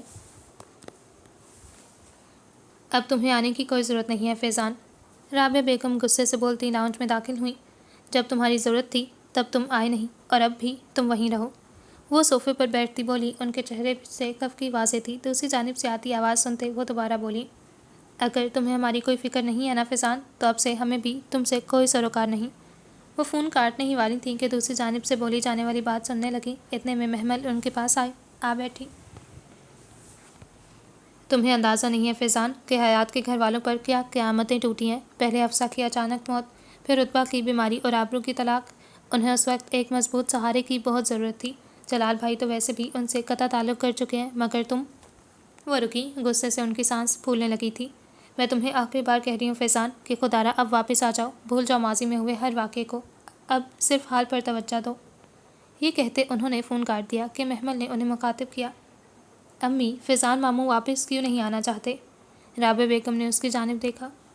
بہت لمبی کہانی ہے بیٹا، انسان کا ماضی کبھی اس کا پیچھا نہیں چھوڑتا، اور فیضان کے ساتھ بھی یہی معاملہ ہے۔ ان کی یہ بات محمل کے دماغ میں موجود سوالوں کو بڑھا گئی۔ کیسا ماضی امی؟ رابعہ بیگم نے گہری سانس لی۔ تم پوچھ ہی چکی ہو تو پھر سنو کہ آخر ایسی کیا وجہ ہے جو فیضان اپنے خونی رشتوں کے پاس واپس نہیں آنا چاہتا۔ ایک عرصے سے ماضی کی بند پڑی کتاب سے دھول ہٹاتے رابعہ بیگم آج اس میں موجود کچھ رازوں سے پردہ ہٹانے والی تھیں۔ فیضان کو شروع سے ہی پڑھنے کا بہت شوق تھا۔ وہ کالج کے بعد اپنی تعلیم حاصل کرنے کے لیے کراچی جانا چاہتا تھا، کیونکہ اس وقت ہمارے علاقے میں کوئی بھی اچھی یونیورسٹی موجود نہ تھی۔ ابو نے اسے بہت مشکل سے اجازت دی تھی، کیونکہ وہ چاہتے تھے کہ فیضان جو بھی پڑھنا چاہتا ہے وہ ان کی آنکھوں کے سامنے پڑھے، مگر فیضان امی کا بہت لاڈلا تھا اور امی کے اصرار پر ابو کو ماننا پڑا۔ وہ رکی، محمل کی جانب دیکھا جو غور سے ان کی بات سن رہی تھی۔ مگر پھر وہی ہوا جس کا ڈر تھا۔ فیضان اپنی یونیورسٹی میں کسی لڑکی کو پسند کرنے لگا۔ اس نے کسی کو بھی اس کی خبر نہ ہونے دی، مگر اس طرح کی باتیں زیادہ دیر چھپتی نہیں ہیں۔ اس کی ڈگری مکمل ہوتے ہی امی نے اسے واپس بلایا، جس پر اس کا انکار سب کو شک میں مبتلا کر گیا۔ فیضان کو کراچی میں ایک جاب مل گئی تھی، جسے اس نے کراچی رہنے کے لیے بہانے کے طور پر استعمال کیا۔ وہ ہر ماہ کچھ دن کے لیے گھر آتا۔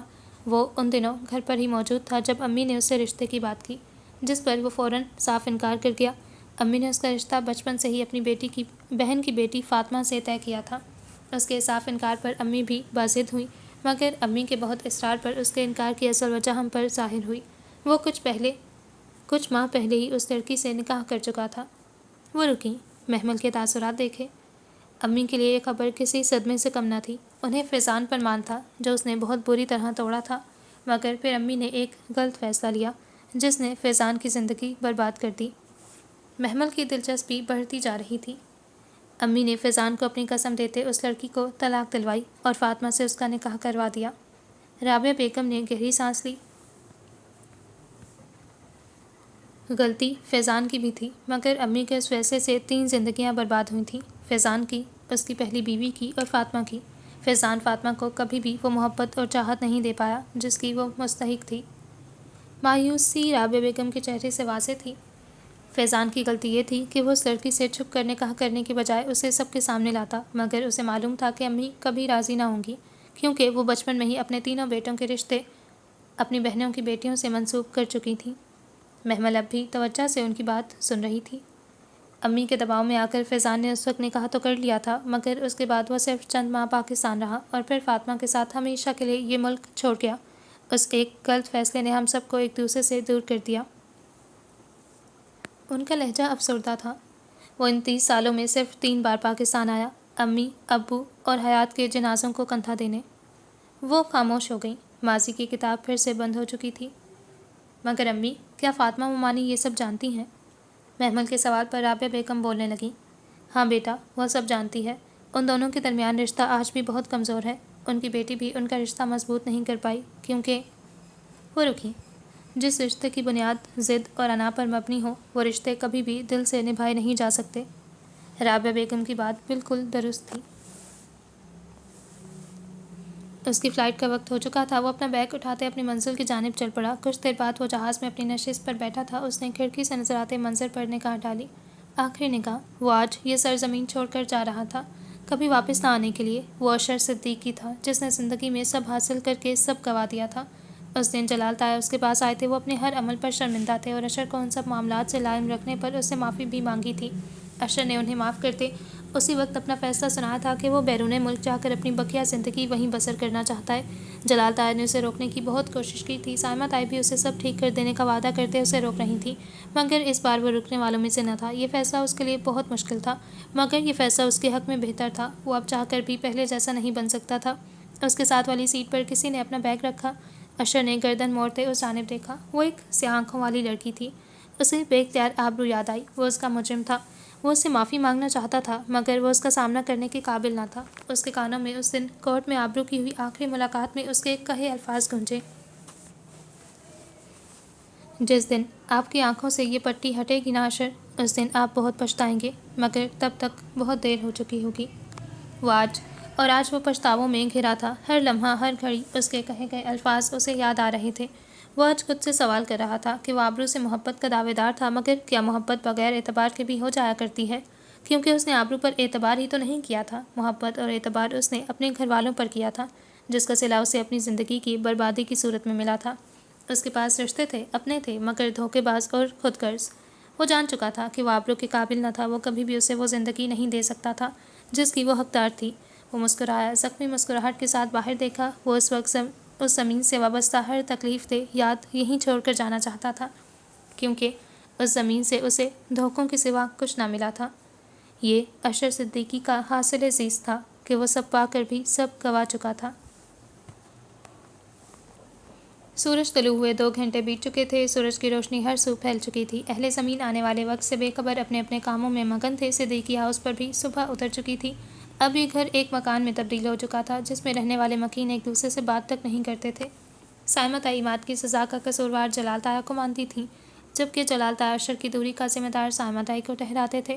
اس سب میں وہ اپنی تیسری اولاد کو فراموش کر گئے تھے۔ جلال طاہر اس وقت لاؤنج میں بیٹھے فون پر کسی سے محو گفتگو تھے۔ چہرے پر پریشانی کے تاثرات تھے۔ آپ جتنی رقم مانگیں گے میں دینے کو تیار ہوں، آپ بس میرا کام کر دیں۔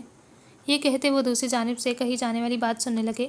جیسا آپ کو بہتر لگے، وہ یہ کہتے لمحے بعد فون کاٹ چکے تھے۔ ان کا ضمیر اب انہیں ماضی میں کیے گئے ان کے گناہ یاد دلاتا تھا، مگر وہ ہر بار ضمیر کی اس آواز کو خاموش کروا دیتے۔ عماد کو سزا ہوئے 2 ہفتے ہونے کو آئے تھے۔ اشر نے بھی جا کر صرف ایک بار فون کرتے انہیں اپنی بحفاظت پہنچنے کی اطلاع دی تھی۔ اس کے بعد اس کی جانب سے کوئی فون نہیں آیا تھا۔ جلال طاہر نے کئی بار اسے فون کیا، مگر اشر نے ایک بار بھی ان کا فون نہیں اٹھایا۔ وہ اب تک عماد کو رہا کروانے کے لیے بھی کچھ نہ کر سکے تھے۔ وہ خود کو بہت بے بس اور لاچار محسوس کرنے لگے۔ ان کا دل بار بار انہیں یہ احساس دلانے کی کوشش کرتا تھا کہ یہ ان کا مکافات عمل ہے جو آج وہ تنہا ہو گئے۔ اپنی ان سوچوں کو جھٹکتے انہوں نے ہاتھ بڑھاتے ریموٹ اٹھایا اور سامنے دیوار پر نصب LED آن کی۔ LED آن ہوتے ہی اسکرین پر ایک نیوز چینل چلنے لگا، جہاں نیوز اینکر چیخ چیخ کر تازہ ترین خبریں عوام الناس تک پہنچا رہی تھی۔ ناظرین، آج کی تازہ ترین خبر۔ جلال طاہر بھی اس جانب متوجہ ہوئے۔ لاہور سینٹرل جیل سے رات کو فرار ہونے کی کوشش کرنے والے 6 ملزمان کا پولیس کی جانب سے انکاؤنٹر کر دیا گیا۔ جلال طاہر کے کان ایک دم کھڑے ہوئے، جن میں علی راشد، اصغر علی، عماد صدیقی اور جلال طاہر کو محسوس ہوا کہ لاؤنج کی چھت ان کے سر پر آ گری ہو۔ نیوز اینکر آگے مزید بھی کچھ کہہ رہی تھی، مگر جلال طاہر کے کان عماد صدیقی کے بعد اور کوئی نام نہ سن سکے۔ ان کی آنکھیں شوق کے مارے کھلی کی کھلی رہ گئیں۔ عماد صدیقی نام کے بے شک کوئی دوسرا ملزم بھی ہو سکتا تھا، مگر سامنے اسکرین پر نظر آتی تصویر ان کے اپنے بیٹے کی تھی۔ وہ یوں ہی اس خبر کے زیر اثر بیٹھے تھے کہ ان کی سماعت سے کانچ کے ٹوٹنے کی آواز ٹکرائی۔ وہ فوراً پلٹے جہاں سائمہ طائی کھڑی تھیں۔